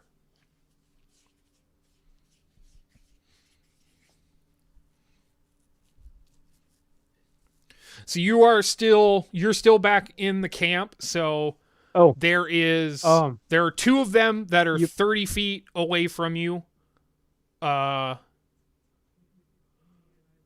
If you can, I would explain to him possible like ways to use his shit. I mean, I guess it's not exactly. I can't remember all the skills on it. So but your bow has 10. So your bow has 10 charges, so you can use a number of charges depending on the different actions. And then at every dawn, yes, crystal bow. So at dawn, you regain 1d6 plus 4 charges at dawn. So it's not quite dawn yet, but here in a few hours, you will regain the charges you have used. But if you use the last charge, you roll a d20, and if you roll a 1 on that d20, the bow shatters and is destroyed for all eternity. So there is... So basically leave it with most one of the charge, time, yeah. unless it's a shitty situation. Yes. So you can do Crystal Arrow, which for your bonus action you can expend 1 to 3 charges. So the next number of arrow attacks, meaning if you spend 1 charge, the next arrow attack you make will have this effect. If you expend 2 charges, the next 2 arrows you fire will have this effect, which is on a hit with an arrow that is enchanted basically with those charges, it does an extra 2d6 cold damage to the target. For as an action, using 2 of the charges, you can fire an arrow within 60 feet at the ground, and then it creates a like Oh shit! what? Slick surface. Yes, Slick ice sheet. surface? It Is that creates a Nice. layer of ice on the ground and in a 15-foot radius. So basically a 30-foot about that. circle from where the arrow hits. It creates a slick surfaced area, which it basically becomes a frictionless floor, and it becomes difficult terrain. So basically a creature has to use twice the normal movement to try to get through that space. For 3 charges, you can do Biting Cloud. Again, you can fire an arrow within 60 feet. When it shatters, it creates a glittering white fog that has a 10-foot radius, so 20 foot from end to end in a circle. And then any creature that enters or starts its turn there has to make a Constitution saving throw. So when you first fire the arrow, if you hit there and something is there when the cloud explodes, it makes a saving throw. And then at the start of its turn, if it's still there, it has to make another saving throw. And then if it fails its saving throw, it takes 3d6 or so basically, when you use that, if it has to make the saving throw, it either takes the total of 3d6 that you roll, or it takes half of the total of the 3d6 you roll. And then that's why I wrote it down, and since it's in chat, other people can try to help you. So, it is a crystal bow. It is made of crystal. Yes, the bowls The are bowls. metal. A slick one. So at the top it says you have resistance to fire damage while holding the bow. So while you have the bow in your hand, if Shadow hits you with his fireball, it is going to be half as effective as it normally would. Or if anything else. Because you're surrounded by 100 things, and it's the only way he can save you from them.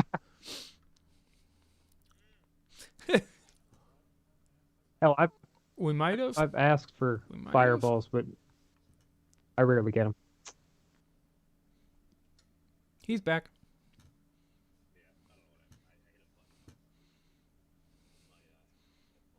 Don't worry, Vance did the same.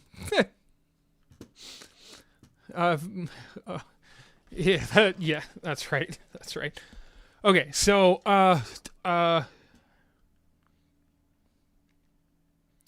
so basically, for now, since this is a new magical item, and that's the other thing, since this is a new magical item, I created this thing myself, so I might find that some of the effects you have with this bow are a little stronger than I may have intended, so there might be some buffs and or nerfs in the future. Nerf this, as Diva would say. But for now, that's what it does. So for now, if you want to try to use one of these effects, I will try to help you use the effects in the correct context. Like the crystal arrow is just, it's going to increase the damage on your arrow hits. But there's still the chance that you miss, and then like you expended charges with no upside. So there still is a bit of a downside. The higher level ones, there's less of a downside to them, except you have to use more charges to use them. So the ice sheet is to make it harder for targets to move around. Like you could shoot. Would they be able to use their charge in it? If they If they make it through, yes. Uh, mm, I through suppose no, with not. I movement guess still. not. Yeah. I Okay. would rule that because of the frictionless, they Couldn't wouldn't get be up to able to get speed. a good grip on the ground to actually get the. They need 20 Yeah, it 20 says. or whatever feet of actual movement in non, Yeah, hindered I would fucking rule ground or that whatever. this feature, That yeah, would make sense. if you wanted to shoot the ice sheet in front of the bowl that is not currently Oh engaged, shit. it's We lost probably like it seems like it's looking huh. right at you, so you could shoot the ice sheet arrow in front of it. It would then have to move through 30 feet of ice, which would basically be like moving through 30 or 60 feet of normal ground. Anybody else get a shitload of errors in the fucking message stream and then see combat disappear? Maybe tabletop simulator. Oh, oh, you're still here? Oh, right, yeah. Never mind. Tabletop, duh. Oh, gotcha. Okay. Yeah, it said something about like a bunch of malformed models. I don't know. And then you disappeared So after. you could use the ice sheet to make it harder for the unengaged bull to try to get to you, boar, or you could use the biting cloud to surround it in a fog that would do consistent damage as it remains within that fog. But because this is a more mobile creature, another option. it's not as likely to stay in that fog. He could shoot it at a strategic point on the ground too, where he possibly thinks high traffic would go through if it like was stopping their attacks, right? Yes. He could shoot it at the ground. If you He doesn't guys have were to target like a holding an ambush specifically. in a hallway, you could shoot the fog into that hallway at the things that are trying to charge you through that hallway. Which would be a way of making it easier to technically hit things that are Or harder you to can hit. do the Crystal Lotus, which is You'd be less likely. a fairly large area of effect spell. But because this is a large creature, basically the bigger the creature is, the less effective the Crystal Lotus becomes, because it only does a would that be 15-foot radius? Yeah. Or yeah. No. It's hard to determine with some of these fucking radius shits. I have to look at the exact rules on that. But basically, when you hit a small creature, everything around it within 10 feet takes, or medium creature, everything within 10 feet of it on the Crystal Lotus will take damage too. But as creatures get bigger, it doesn't completely surround the creature in that same sort of way. The creature only takes one set of damage for the 4 squares it technically occupies.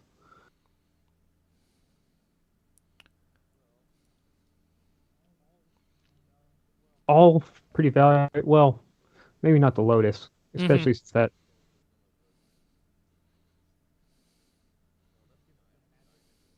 Gives it the magic property. These are magical crystals. Yeah, right. And besides, it's turning your normal arrow into a crystal. So it is a magical crystal. Well, yes.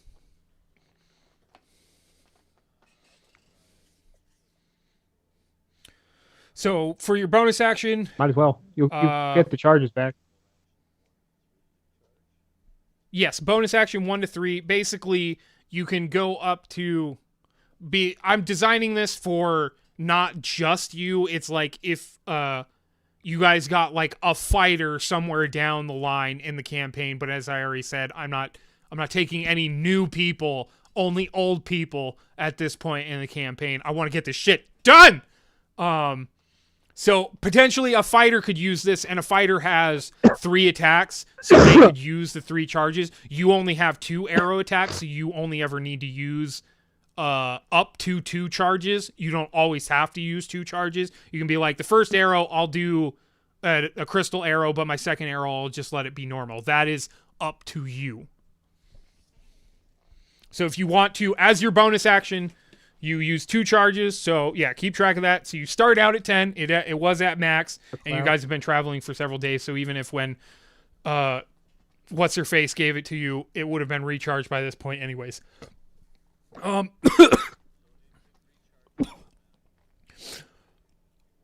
Not it's a every day at dawn. Day. In-game day at dawn.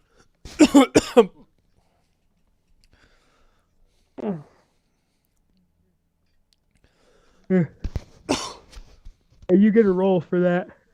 Yeah, right? It's a d6 plus 4. So every day at dawn, you roll a d6, add 4, and that's the number of charges you get back. How many does it have? 10? Oh, okay. That sounds good. Yes. It's technical bedtime. You roll a d6 and add 4, and that is the number of charges you get back at dawn. Basically, you can either get half or all. You can get 10. Oh, yeah. Yeah, I got you there. Nice. Between so burning half 5 charges and all. a day is not a bad idea. idea. Say half or all. Yeah. That just means it's this or this. If your luck is consistent.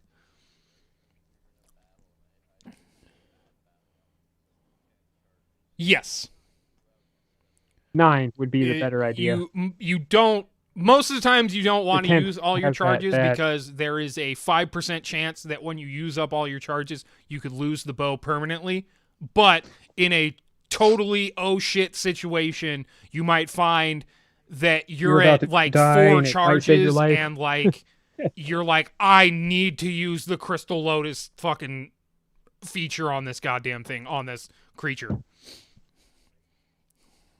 Right. So yeah, go ahead, make your. Do you want to? So there are 2 that are near you. There is one that is currently engaged with Kulvok, and there is one that looks like he's staring you down and is headed your way, but no one has attacked or engaged with it yet.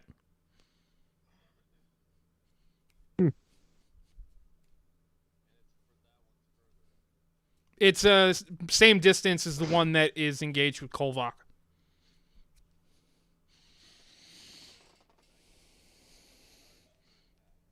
Yes.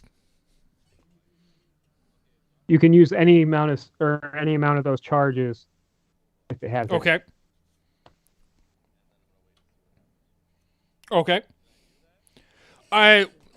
If you use your attack, that's your action, so you can't hold the other half of your. But if you kill the one that is engaged with Kulvok with your first shot, you can switch your second shot to the one that's staring you down. That'd be a fun situation to kind of hold your action and then like fucking shoot some once it moves or charges him. Shoot the slicky. Yep, that'll hit. Go ahead, roll damage. So it'll be a D8 plus your dexterity and then 2d6 cold damage added on. Nice. 13. 2d6. 2 more rolls of 2d or yeah, one roll of 2d6. Yeah. Damage and stuff.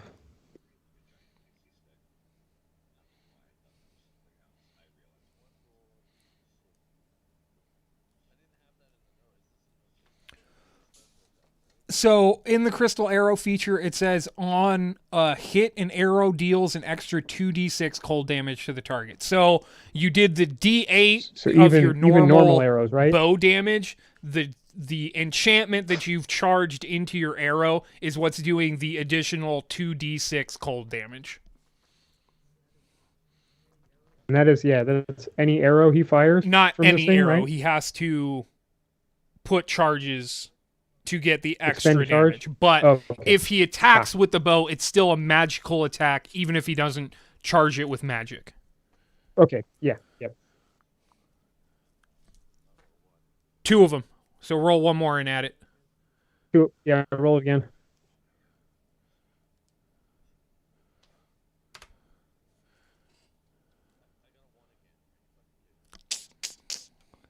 All Ouch. right. 2 points cold damage.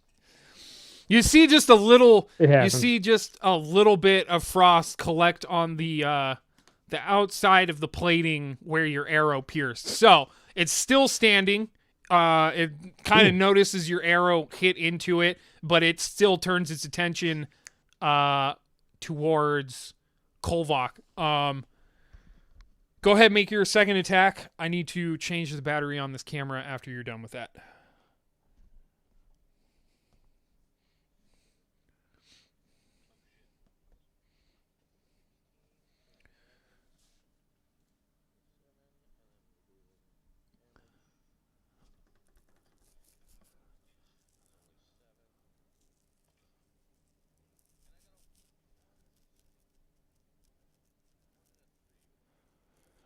All right. So what was the damage on the D8 again? I'm sorry. Ow. 2 plus 5, so 7. 7, and then 1 and 3 on the D6. So Yeah. 4 cold damage. Alrighty. So next will be Shadow. Give me a second while I swap out my battery.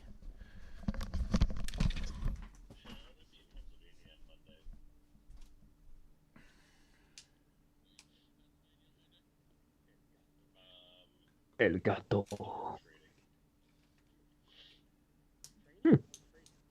Training or trading? Yeah, I was gonna say.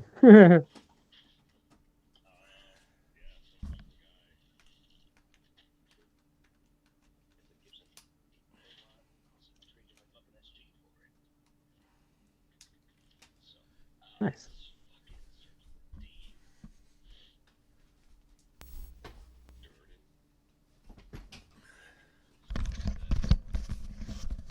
Alrighty. Shadow, it is your turn. Jordan sounds like the better one.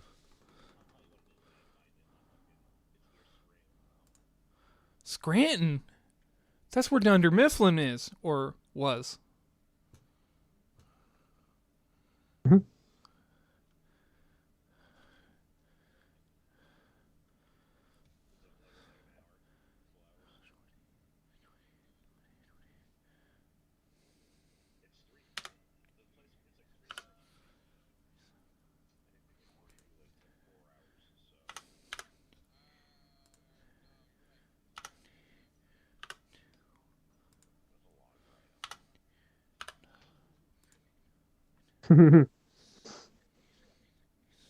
Hey, yeah. All right. Shadow, it is your turn. What would you like to do?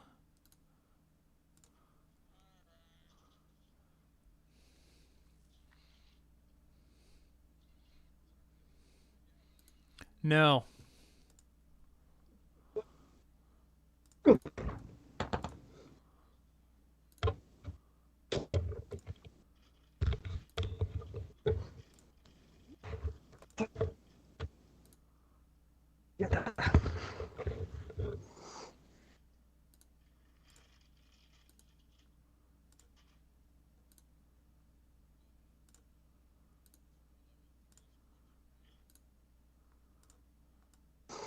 Very good. Yes.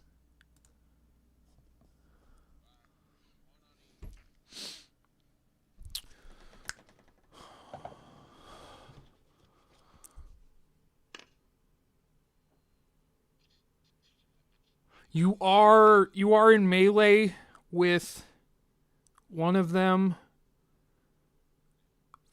Fuck. Does that give you disadvantage on all of your beams? I think it does give you. Disadvantage on all your beams. You could use a touch spell if you have one of those. I think he's trying to get as many targets as he possibly can, though. Yeah, I So feel you. you can stay where you are, go with the beams, but you'll have disadvantage, or you can step back from it and it gets an opportunity attack against you, but you don't shoot with disadvantage. Okie dokie. It'll swipe at you with its hooves. Well, this dice isn't being... Well, I guess I've only rolled like 2 times on it tonight, so I can't gauge it. I gotta give it 3 at least. 5 at the most, I suppose. It's gonna try to swipe at you with its hooves, but misses. So continue with your fire fuckery. Pew.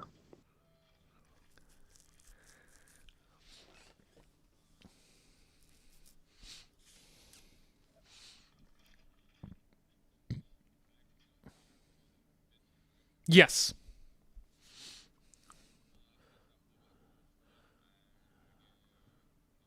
Yep, that'll hit. Next target.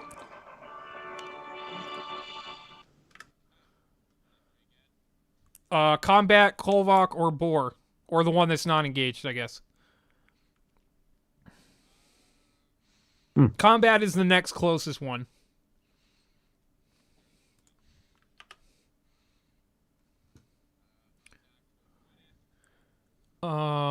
That'll hit.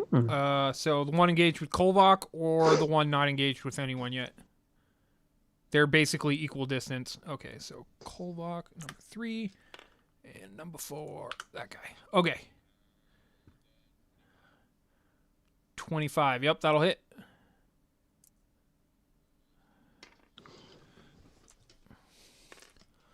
So first, the one next to you.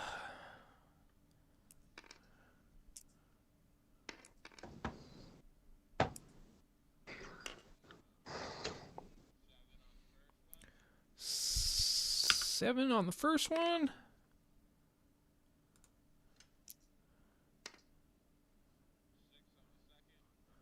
Six on the second one.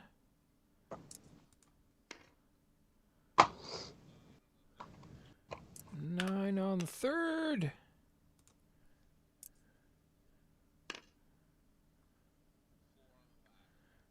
Four on the final.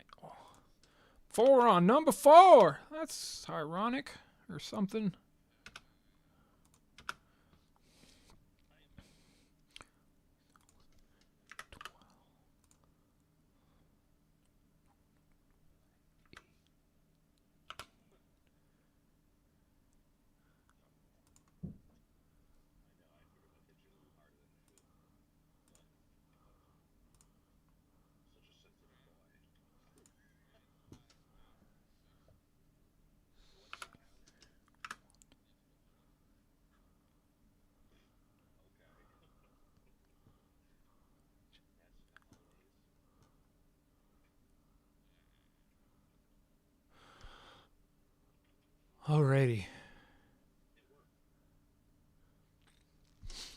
Alrighty. So,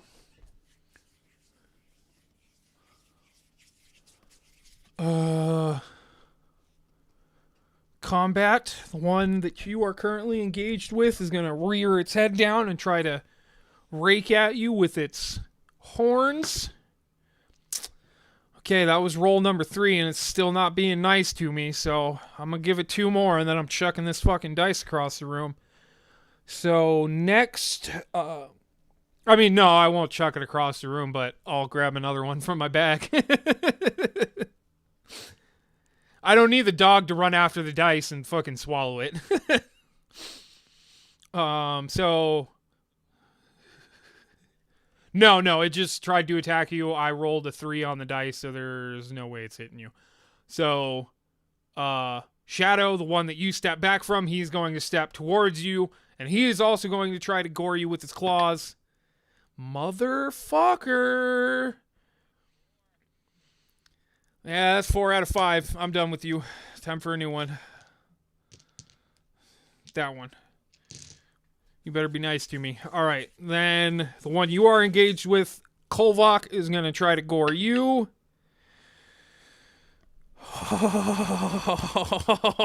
Oh, I knew it.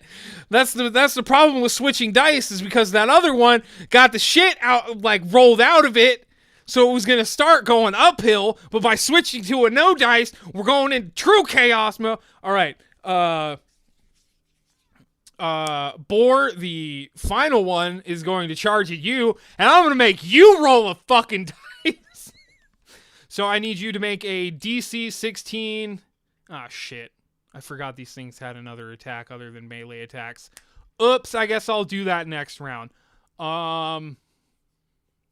Yes, I need you to make a DC 16 strength saving throw. So you're a ranger.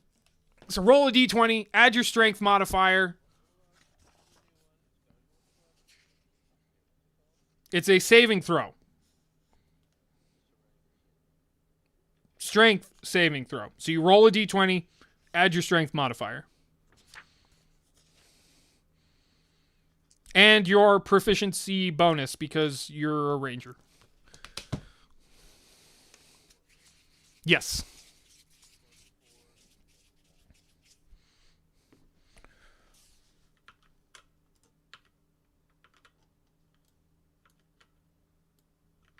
So yeah, on your sheet here in the game, just so I can show you where you look on your character sheet, there's a box right here that my hand is touching very inappropriately.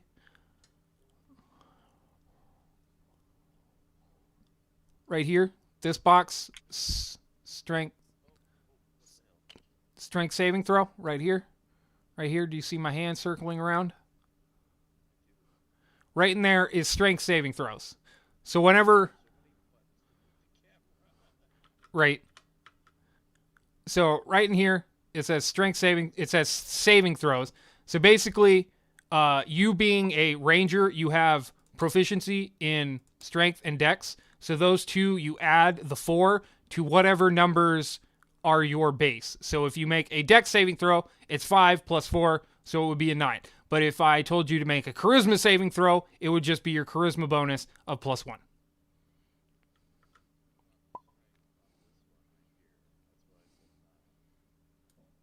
It would still be this. Oh, that's stealth. That's stealth. Yeah. Strength saving throw. So up here in this box is your saving throws. You are proficient in strength and dexterity. So it goes off of your base modifiers. All of these go off of your base modifiers for the corresponding things: strength, dex, con, and wisdom, charisma. So on a strength saving throw, you have a strength of plus 2. And then you are proficient in it, so you add 4 extra. So whenever you make a strength saving throw, you add plus 6.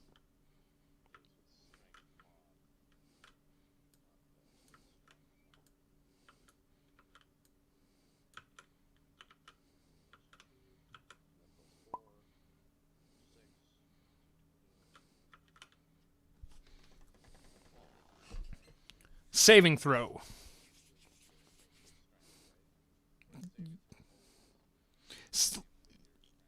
It's whatever corresponds in the saving throw box that I showed you.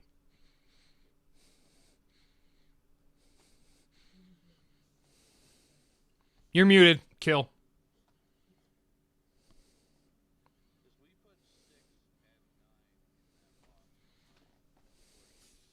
Yes.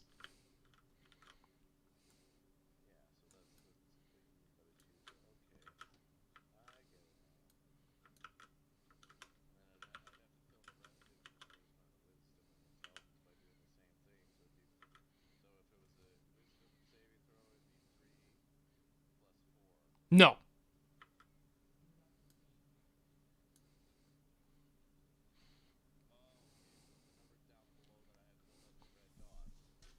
Yes, those add your proficiency bonus. So, like, things that you are not proficient in just go off of the base shit. Like, you're not proficient in acrobatics, so if you try to make an acrobatics check, it is just your dexterity of 5. But if you try to make an athletics check, which you are proficient in, it is your strength and proficiency bonus.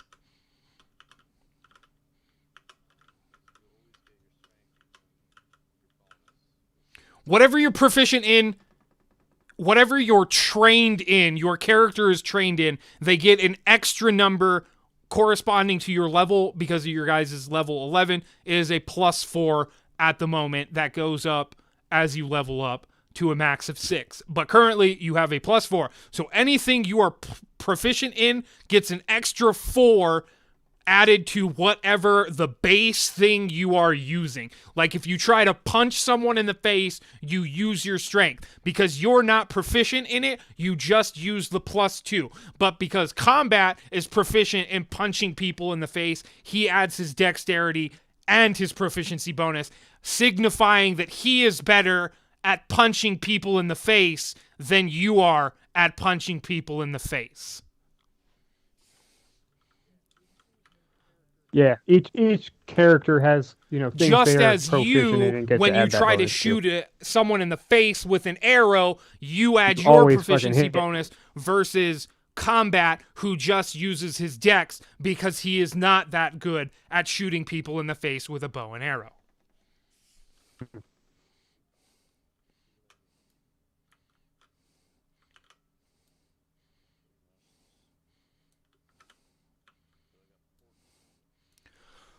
$14 on your saving throw.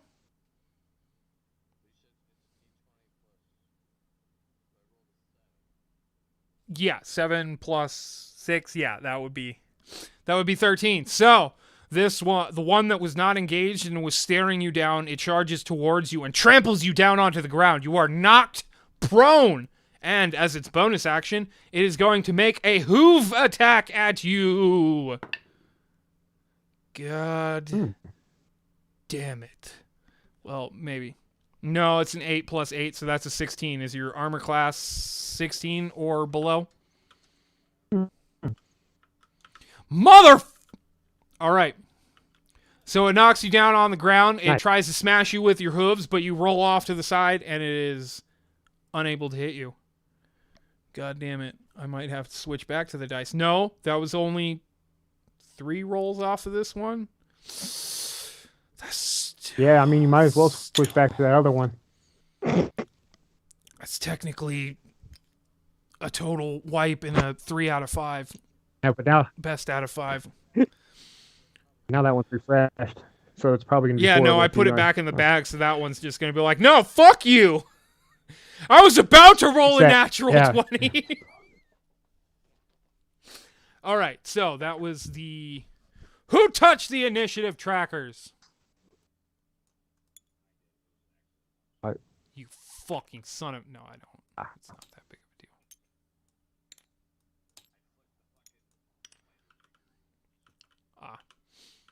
deal. Okay. La la la la la. So that was them with their natural 1 initiative. Jesus Christ. So we're back to the top with Mr. Pseudo Dragon, which hasn't been given a command yet.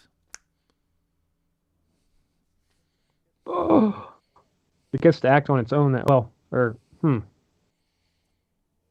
I feel like this thing would look at 4 giant metal bowls and be like, yeah, I'm going to stay away from that. Unless otherwise told, that. I think I'm going to stay away from that. They don't look like they get off the ground very easily. Okie dokie. What is it? What is it? What Or action is it waiting is it for holding, something? and what is the trigger?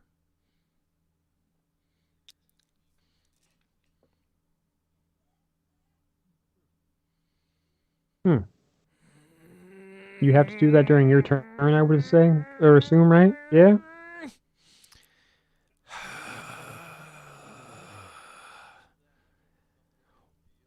No, it's me not wanting to be a complete asshole by playing constantly always by the rules, but technically for a held action you have to hold a specific action like dash or but yeah, I'll allow it. Shadow. Fuck. typed shit when I didn't mean to. Alrighty. So that was that was the pseudo dragon. It's holding its action until commanded to do further. So combat, your turn.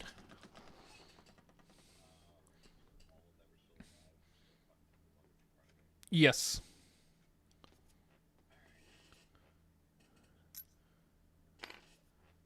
You can see a little bit of its metal has been blackened by the attack from Shadow. Yep, that'll hit.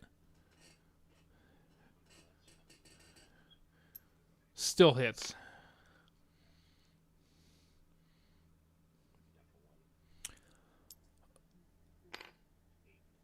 Ooh. So you're key pumping to... Oh, there you go. Nice. Oh, no. The 8 would be the total with the natural one. Got it. I would like you to make a Constitution saving throw. Wow. Yes, plus your Constitution modifier. I think he's good at that, right? No proficiency? No, it's strength and dex for him currently. Dex. All right, so you punching into the metal exoskeleton on your second attack. The other two hit. You can roll damage for those. But on your second attack, when you punch in, you kind of mess up the positioning of your fist, and when you hit that metal, you smash real hard, like kind of bust a knuckle. But because you pass the save, you'll only take half of what I roll, so half of 8, 4 damage from the miss hit on the metal plating. But go ahead, roll damage for your 2 hits. What? 30. Oh yeah. So you roll 2 dice for that attack. So yeah, what was the total? Sorry. 32. Damn. Nice. Damn. And that thing still this not dead one yet? hasn't taken a lot of damage. Oh no. Oh. No. Oh god damn it. I guess it has been pretty spread out. I haven't been watching OBS. One of the people's thingies is super small. That's what she said. Hope it's not I mine. think it's Vance.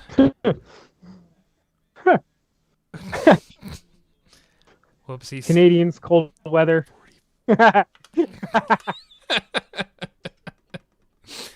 Alrighty. Kolvok. It is your turn. OBS. Okay. Oh shit! will, It was Oh god! It's everyone except Kill because he doesn't have a camera active. Woohoo! Sure, Am I buddy. winning? You Am I won winning the race? D&D.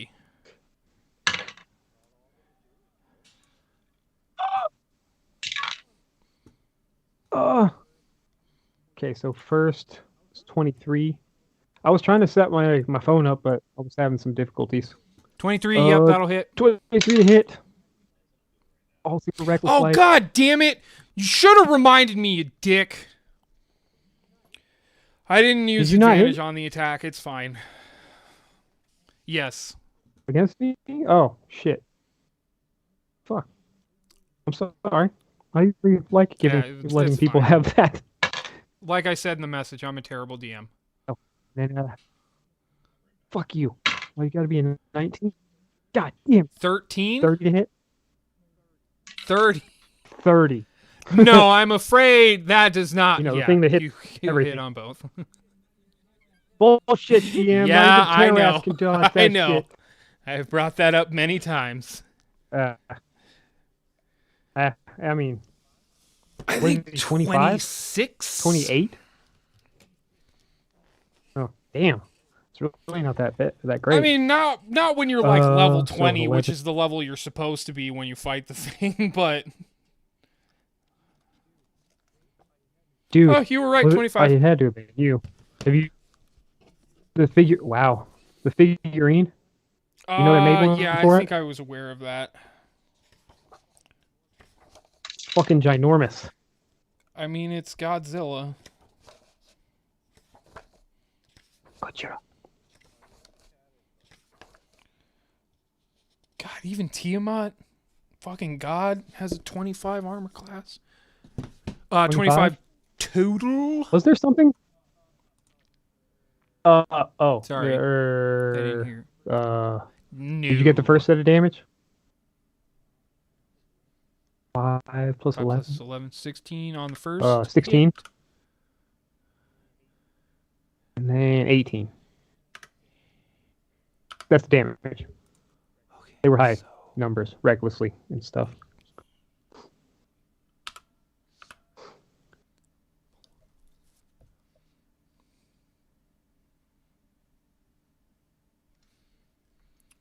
yeah, the one you are currently engaged with, Kolvok is holding on by a thread.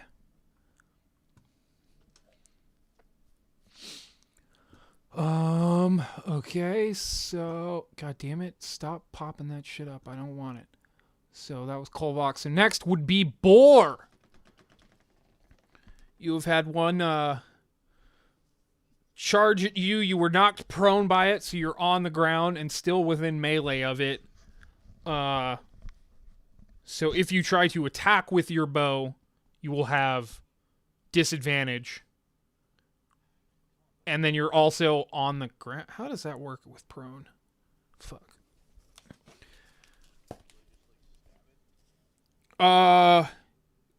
If you wanted to do a melee, you would only be able to do 2 melee attacks, as you would only be able to draw one of your weapons. Or one of your 2 swords, I should say.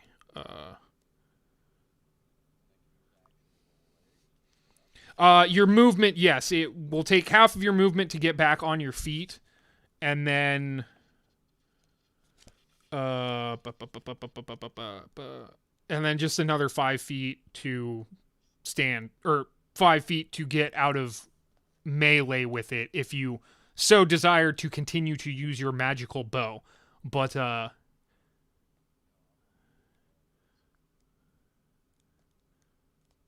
as I said, you don't have to use charges. Like if you use just, you can still use the bow normally without making the. No, it'll do its normal damage, but it's so certain creatures in this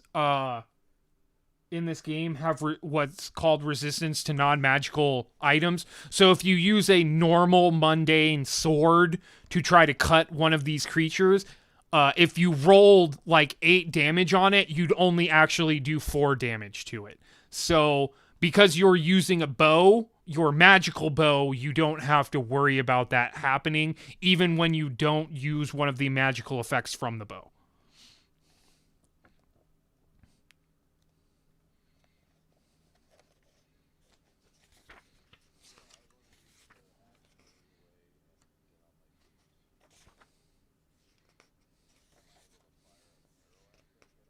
Yes, you can still fire 2 arrows. So it'd be half of your movement to stand up, and then another 5 feet to get out of melee. But when you do try to get out of melee, the bull will get a free extra attack against you. So it's a risk you take by trying to get away from it. But then you would be able to use your bow normally without disadvantage. But if you want to try to hit it with your sword, then you don't want to move 5 feet away from it. Well, you could attack it with your sword and then try to move away, but it's not the best idea, as since it will get a free attack against you. So if you want to use your sword, just half of your movement to stand up. But if you want to use your bow, you have to move away from it and stand up, and then potentially get an attack against you.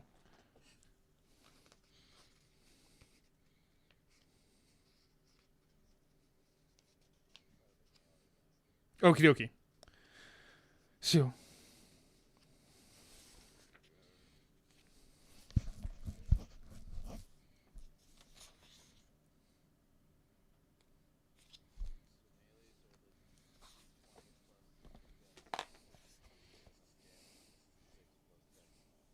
Yes.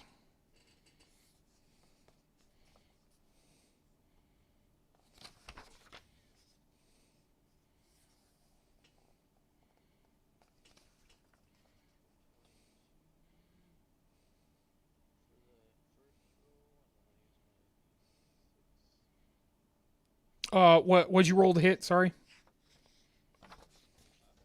What was your D20 roll?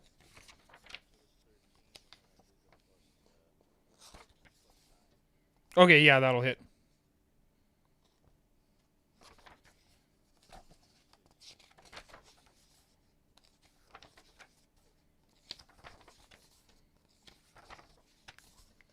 Okay, 6 damage on the one that attacked you.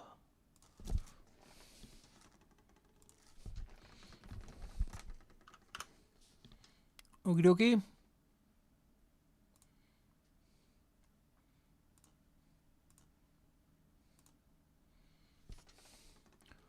So yeah, go ahead and make your second attack.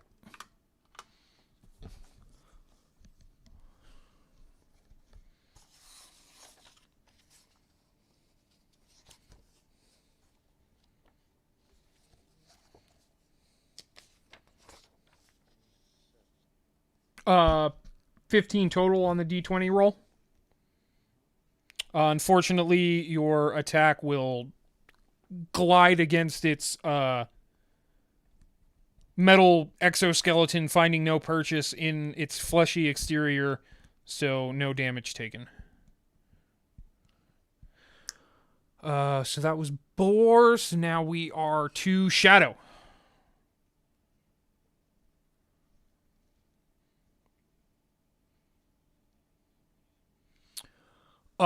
Indeed, but the one that is engaged with Kolvok currently is looking real rough. It has sustained several injuries, a Your couple bow shots, and your dragon could probably kill it. maybe.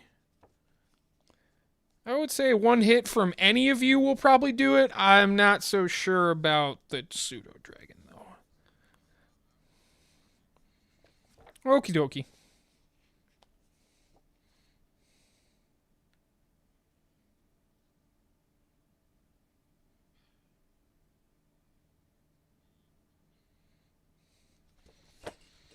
There's too many rules to this goddamn game. I keep fucking shit up.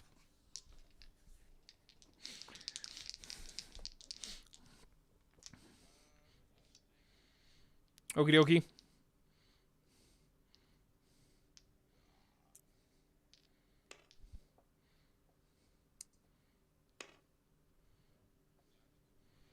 Nice. Maybe you actually will do it. I make a con save, right?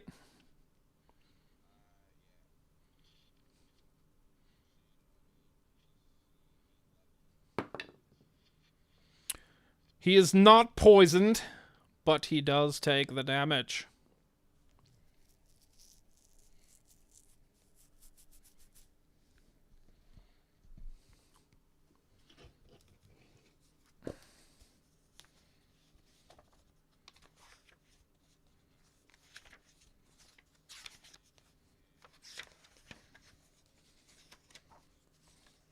So 2d4 plus 2 on the crit.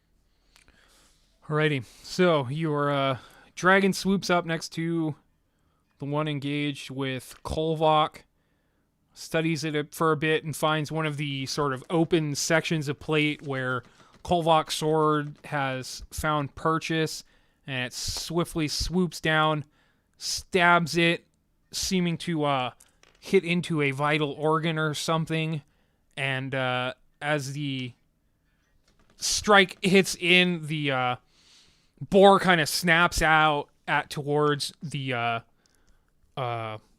pseudo dragon, begins thrashing around after being hit, and then slumps down onto the ground, dead.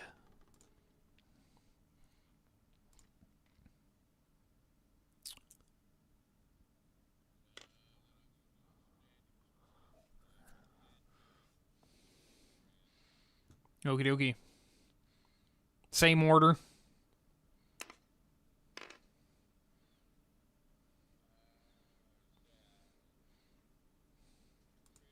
Yep.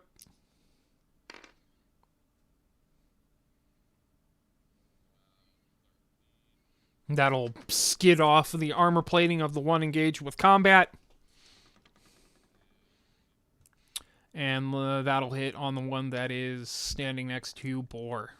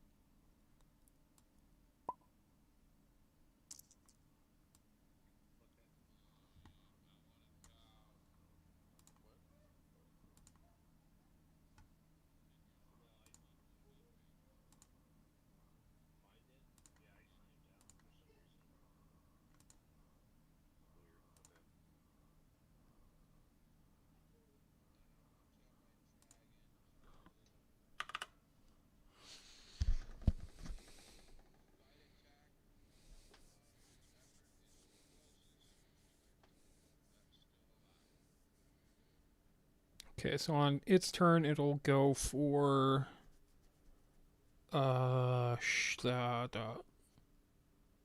Boar, the one that's engaged with Boar, since it attacked the one that was on Kolbach.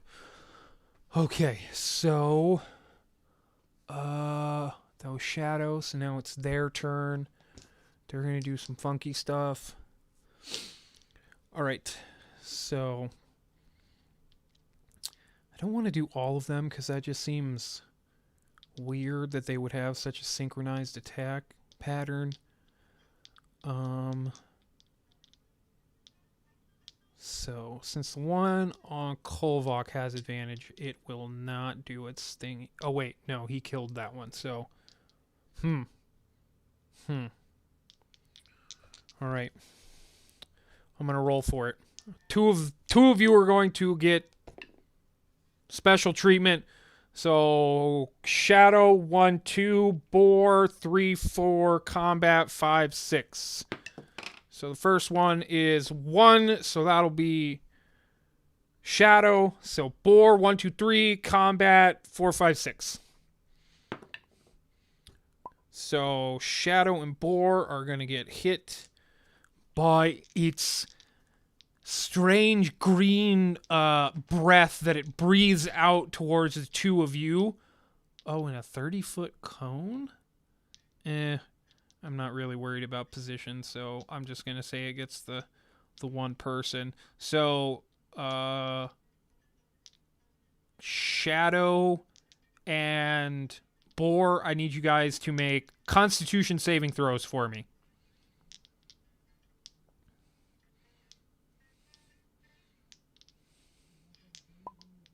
You're muted.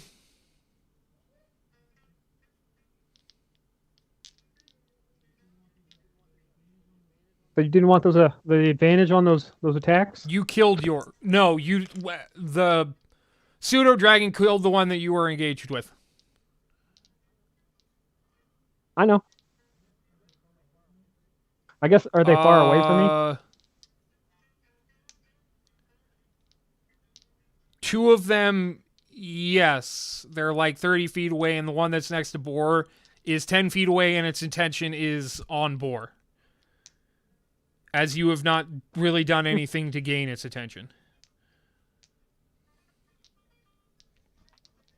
What was that, Shadow? Okie dokie.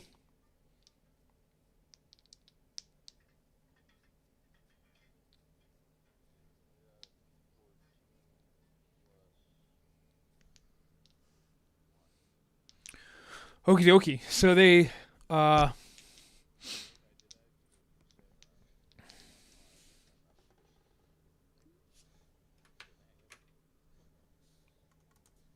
give me a second. Give me a second. Give me a second.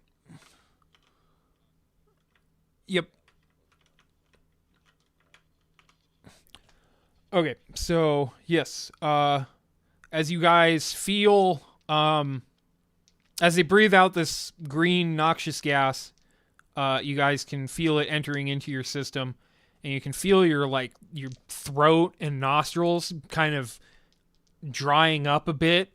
But then you quickly hold your breath and wait out for the strange toxin to clear the air, and you feel no sort of effect taking over your body. Um, so the one on combat is going to make another gore attack. There we go. That's a dice roll. That's definitely gonna hit. That's in the 20s. Holy shit, D12s. D12s. That's amazing. Thank you.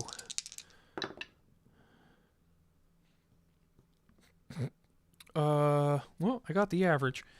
So that'll be 17 points of damage as it gores towards you, combat, and kind of nicks the side of your ribs with its metallic horns. So that is the iron thingy's turns. So, your pseudo dragon flies over to the one engaged with Boar Shadow. So go ahead and roll whatever attack you would like for your Thudi dragon. Your P dragon.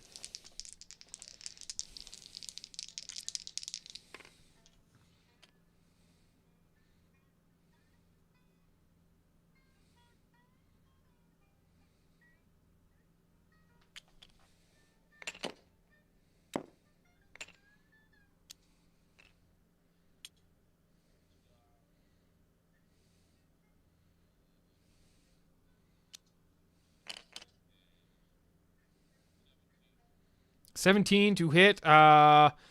Stinger or bite.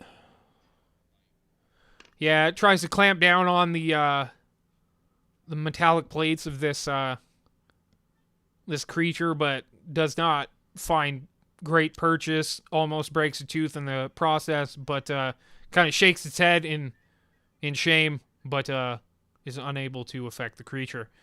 So next would be combat. So you are still currently engaged with one.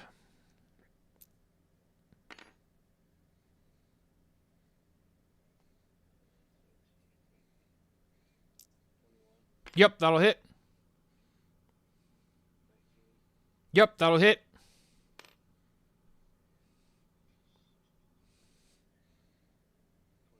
Yep.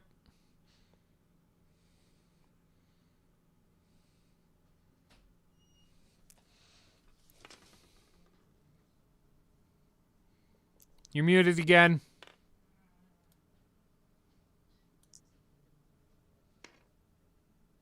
Can I get some freedom so I can write on my clipboard?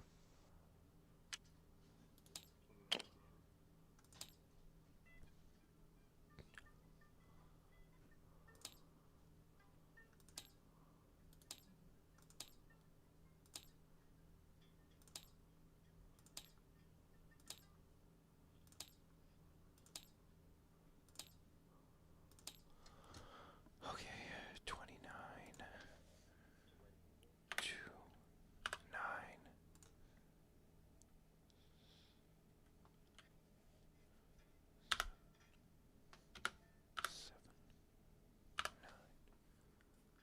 Okay.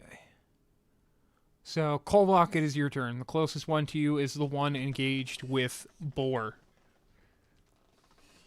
It's about basically 10 feet away from you. He is engaged in melee with the creature, so you can flank it For advantage.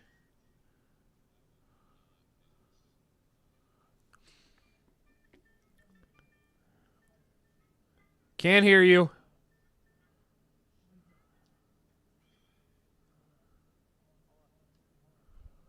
I'll Okay. hit that one from behind. No need for reckless, I guess. They don't even want to take advantage of it anyway. Then don't flank it. Uh, Yep, that'll hit. 28. Well, I'll probably end up killing it anyway. Maybe, maybe. Oh dear.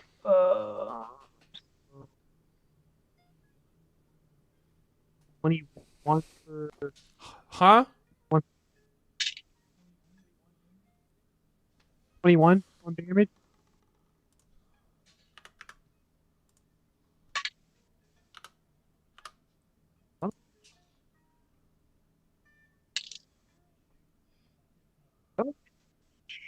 Huh? 15 on the second damage.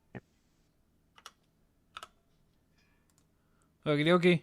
You slash into it from behind with your 2 strikes.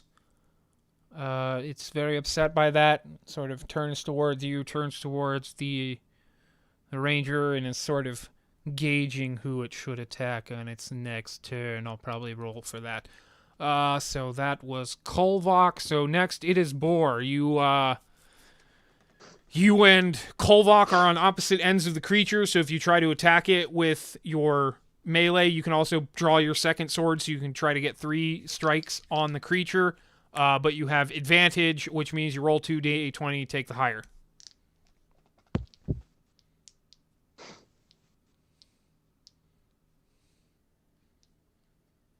And then on your third attack, because that's your offhand bonus attack, do not add your dexterity modifier to the damage. That'll hit. For the third, if your third attack hits, you do not add your dexterity modifier to the d6.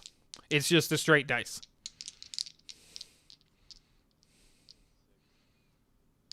Six on the first strike. Yes.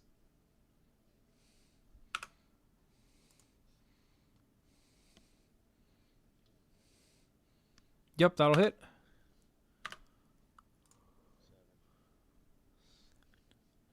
Go ahead, make your final strike. And this is the one, if you hit, do not add dexterity modifier, just do the dice.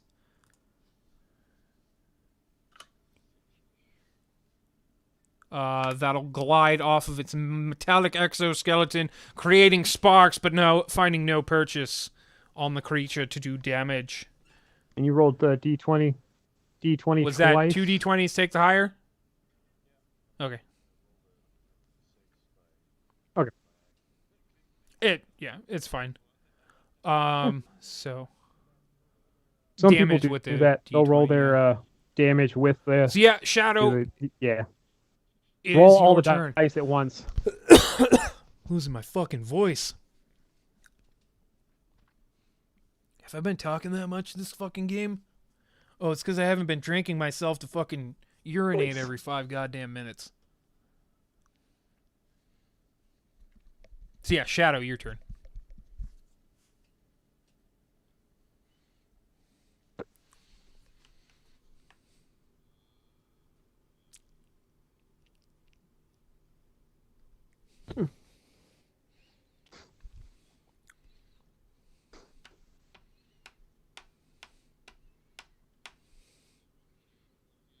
Nope, not yet.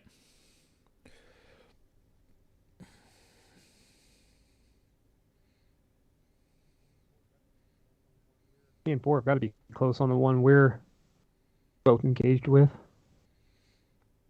I will say the one that Combat and Boar are engaged, and Kolvok.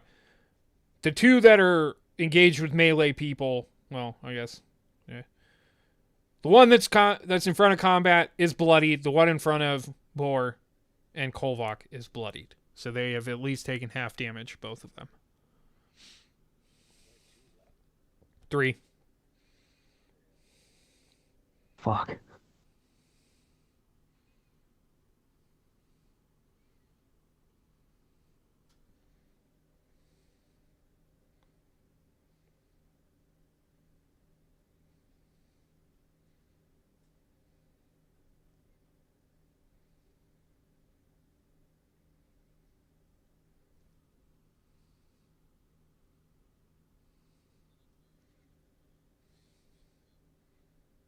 Two beams on each. Okie dokie.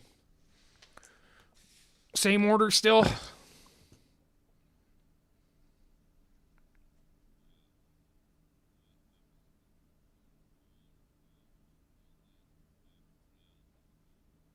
Oh, I forgot this last round, but I'm not going to make any Oh, corrections. smart. But the one that, yeah.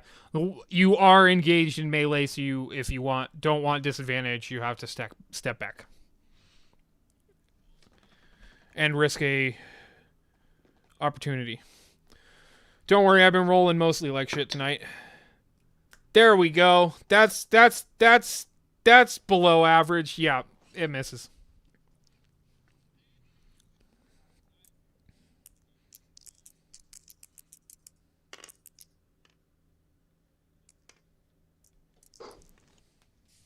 Yep, that'll hit.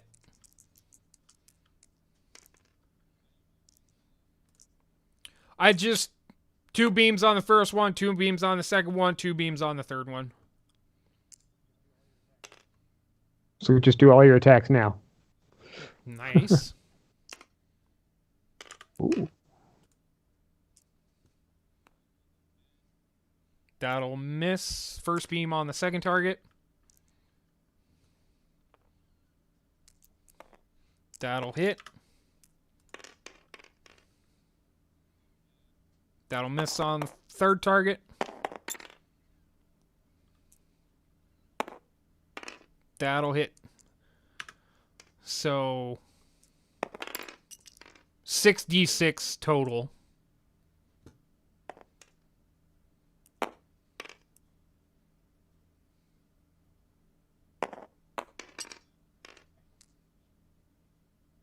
Yes. The one that is 10 feet away from you.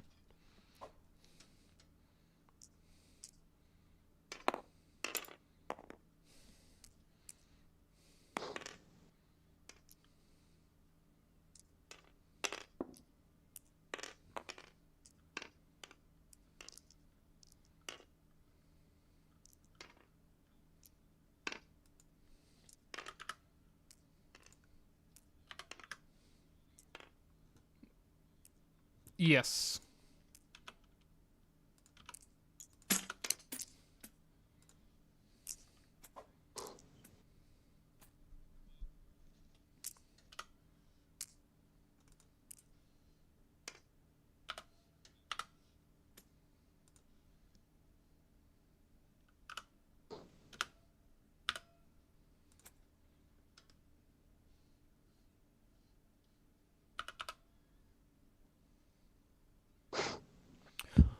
Alrighty, you blast the beast with your fiery beams of energy, and then Boo. a shadow. So now it's their turn.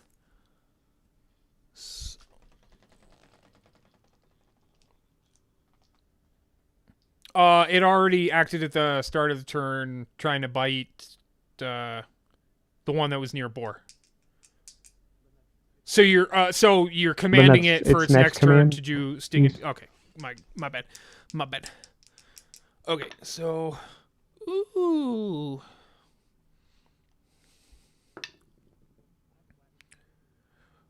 Can I have a platinum coin and a copper coin and a silver coin?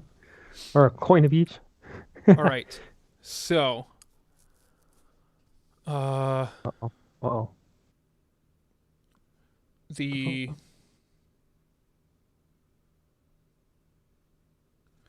one engaged with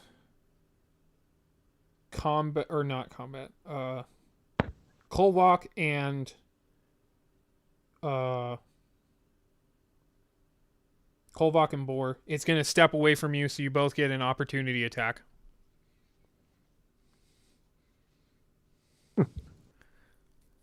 So go ahead and make a. I can't do that. Yeah, no, that's not reckless. I don't. And I think it's I have to declare it Yeah. before I attack. So, well, Yeah. I think it has to be on my turn. Was the wording on it? Fuck, shitty. So Boar, make a melee attack. Just Yeah, one. crap.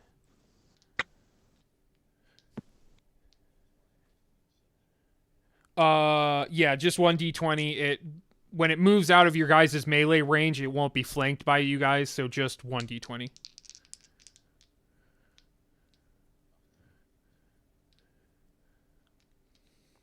All right, so it moves away from you guys, backs up about, puts a 15-foot distance between himself and you guys, inhales, and then lets out that similar green noxious gas. So I need Kolvok and Boar to make Constitution saving throws for me. No, mine's only dexterity, right? Yeah, for weird traps and shit I can see. Shit. Fuck. Where's my phone? All right, and then combat and shadow, the ones engaged with you are going to make gore attacks. So combat first, natural 1. So it goes down to try to do a gore attack, and it stabs its horns into the ground. Nice. And it now has to use its next action to try to get out of that. Then shadow. No, just can't attack until it takes an action to move it or remove it from its situation. And I would say its speed is reduced to 0 as well. Well, I can't roll above a fucking 10 tonight. So Shadow tries, the one engaged with you, tries to gore you, but is incapable of doing so because the gods are like, fuck you! So yes, 14 on Boar. What'd you get, Kolvok? Oh, shit. Oh, my bad. 1 second. So that is, goddamn, 13. only an 8, 13. Just fucking past that. So yeah, you you feel that similar I hope so. I'm proficient. you feel what sort of Shadow and Boar felt when they were first hit by this gas. You can feel this like drying in your throat and nostrils. It feels like your esophagus is kind of stiffening up. But you were able to stave off the effects with your cold winter barbarianness, and no effect takes hold. So that was, yep, two melee attacks and a breath attack, which did no effect. So that is their turn. Back to the top with pseudo dragony thingy. So go ahead and make a sting attack with your pseudo dragon on the one engaged with or near Boar and Kolvok.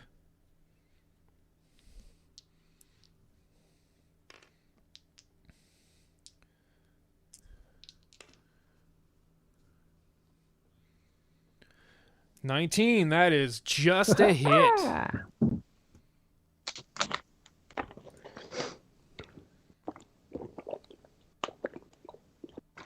D4 plus 2. Oh, yeah, and a con save throw on this thing. Come on, don't fail me now, dice. You've already fucked me enough. That wasn't in the fucking thing. Doesn't count. There we go.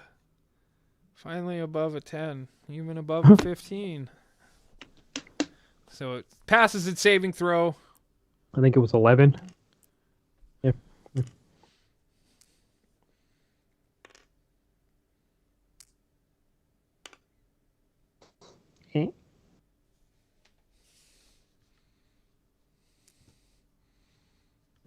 I hate those kinds of D4s.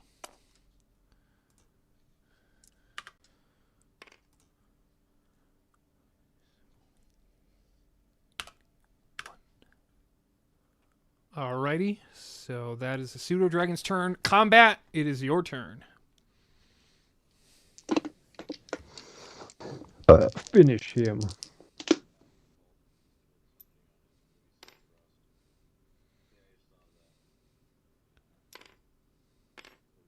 Wow.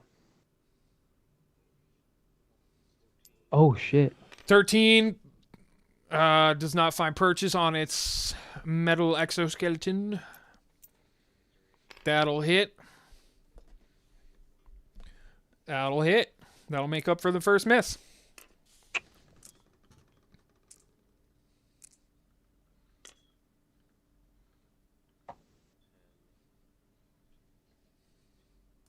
$22 total.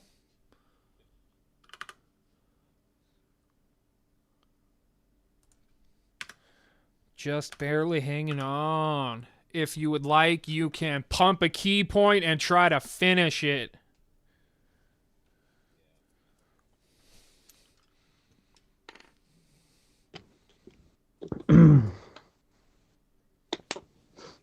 Yep, that'll hit.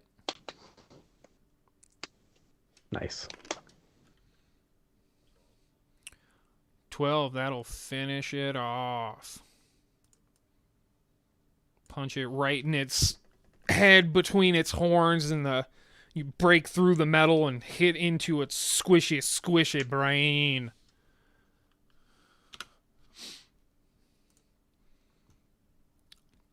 All right, Kolvaki, your turn. Ah. Okay. I'm gonna run at the one that decided to breathe on me. And recklessly kills it. No.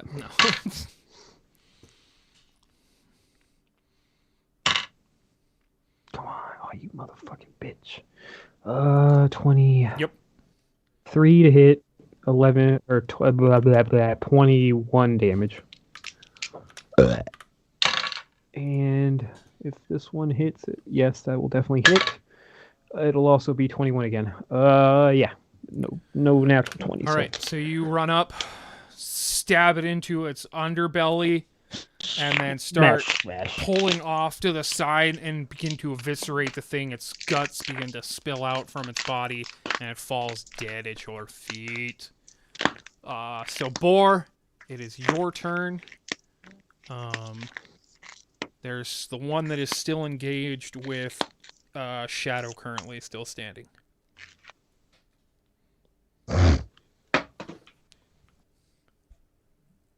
Yes, you did that before. Mm-hmm. Yes.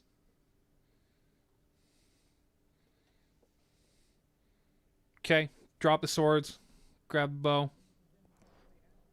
Hit them with a holy hand grenade.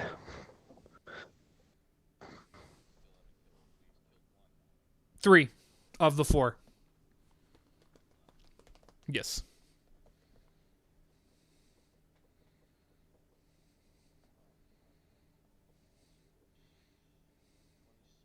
Yep, that'll hit. Yep, yeah.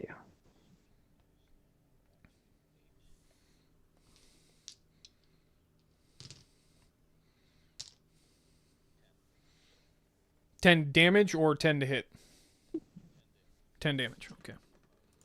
Okay.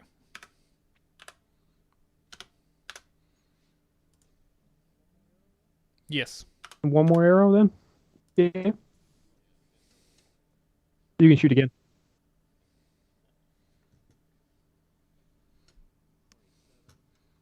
That'll hit.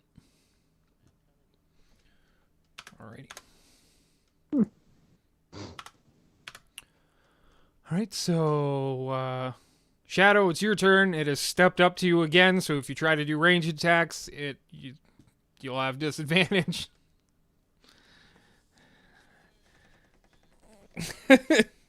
Do you?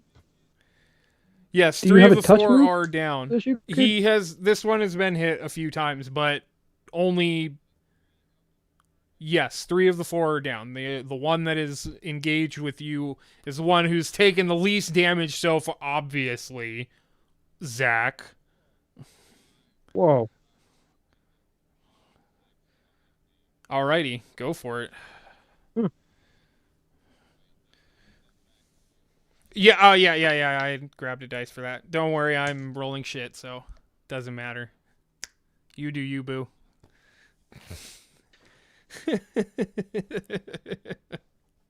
I appreciate that.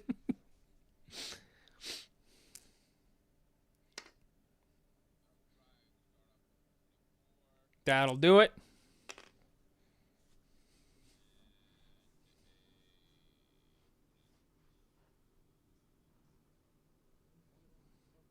As long as it's above 19 or above. Yep.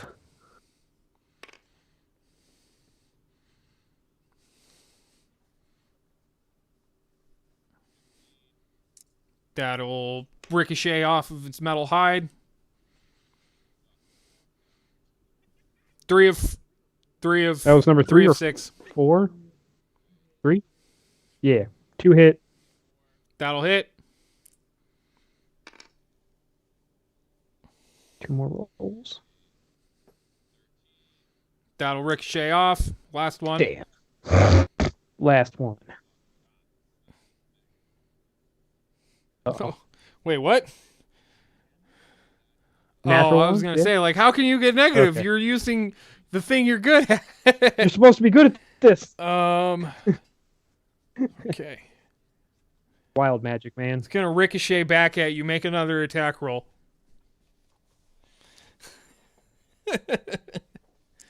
Oh, with advantage. No, it ricocheted off, so. Yeah. Yeah. What's your armor class? Woohoo. Head hits you, buddy.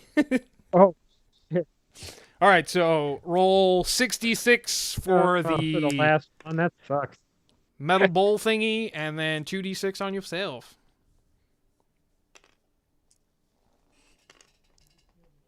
Could be perfect. He just kills it. He's just already going to try to cancel out the beam before he did.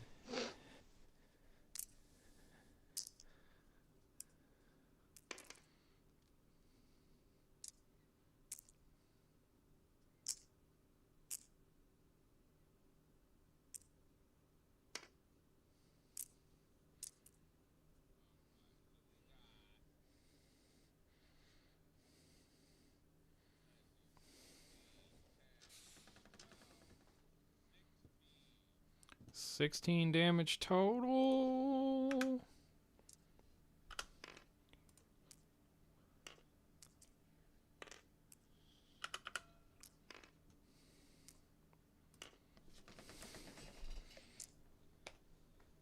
Yes.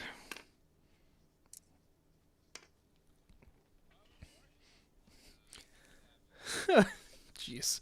Well, good thing you guys are about to go back to sleep, so yeah, it's understandable. Yeah, right.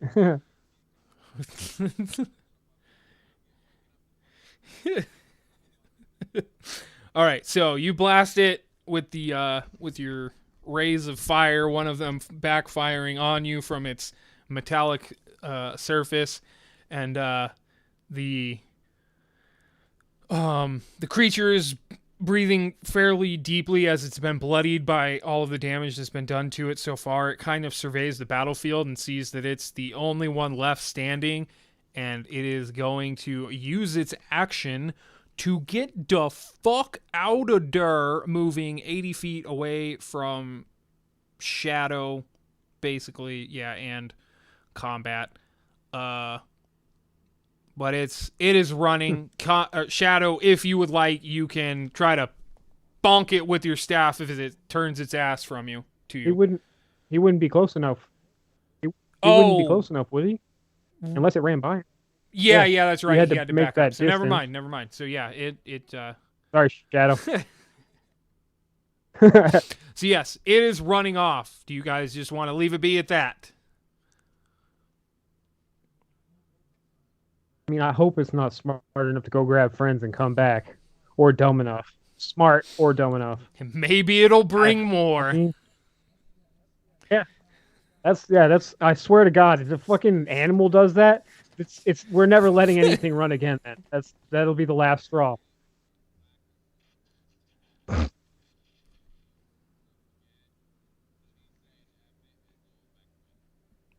Alrighty.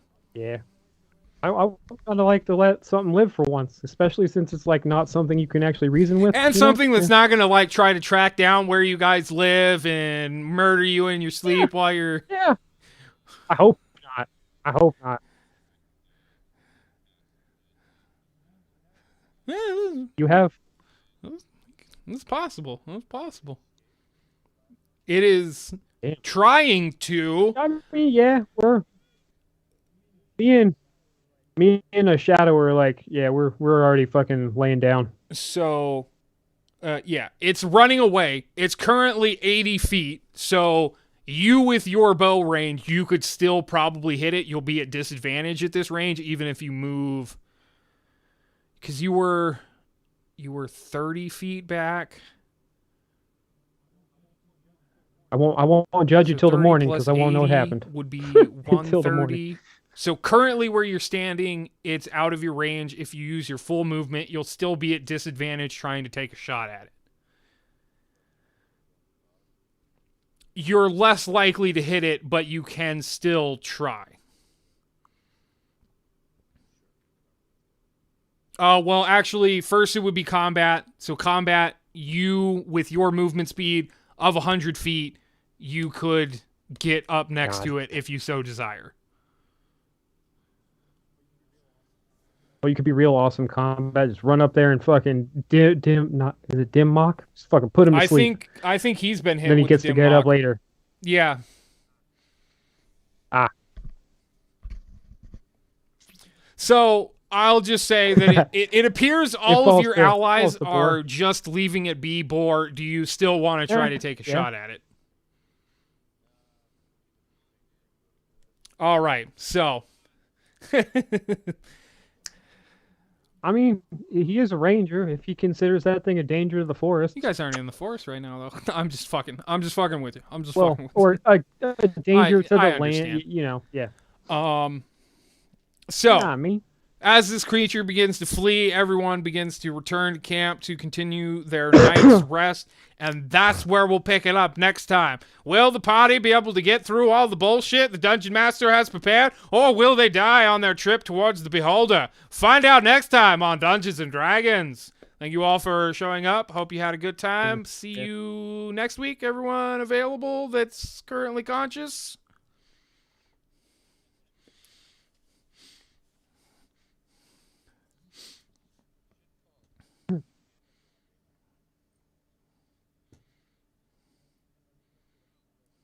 That's what he's using to wake himself up. Okie dokie. Copy. Good stuff. Good stuff.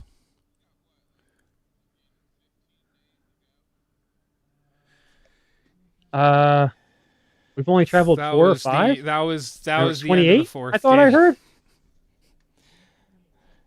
I think so 24 it more was days. after I did this.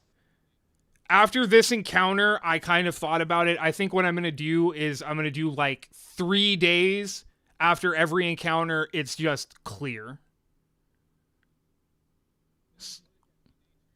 Or they get. Yeah, it's like a 20-day trip. Oh.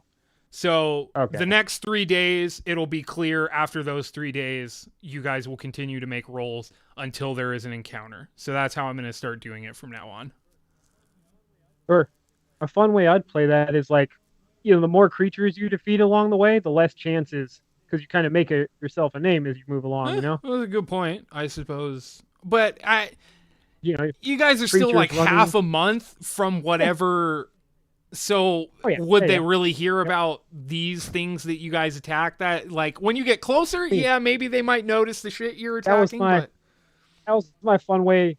My fun way of explaining it, just to make it nicer on the party, so it doesn't feel like they're getting dragged down by a bunch of fights. That's a fair enough point. Like,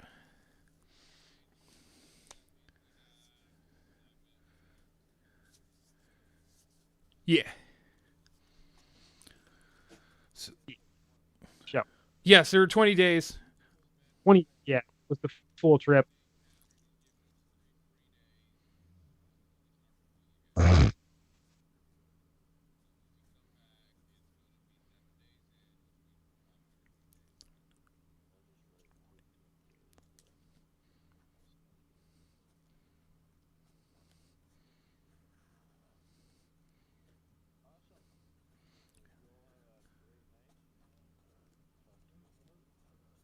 Yes, sir. Yep, for sure. Yep. Yep. Peace out, guys. See ya.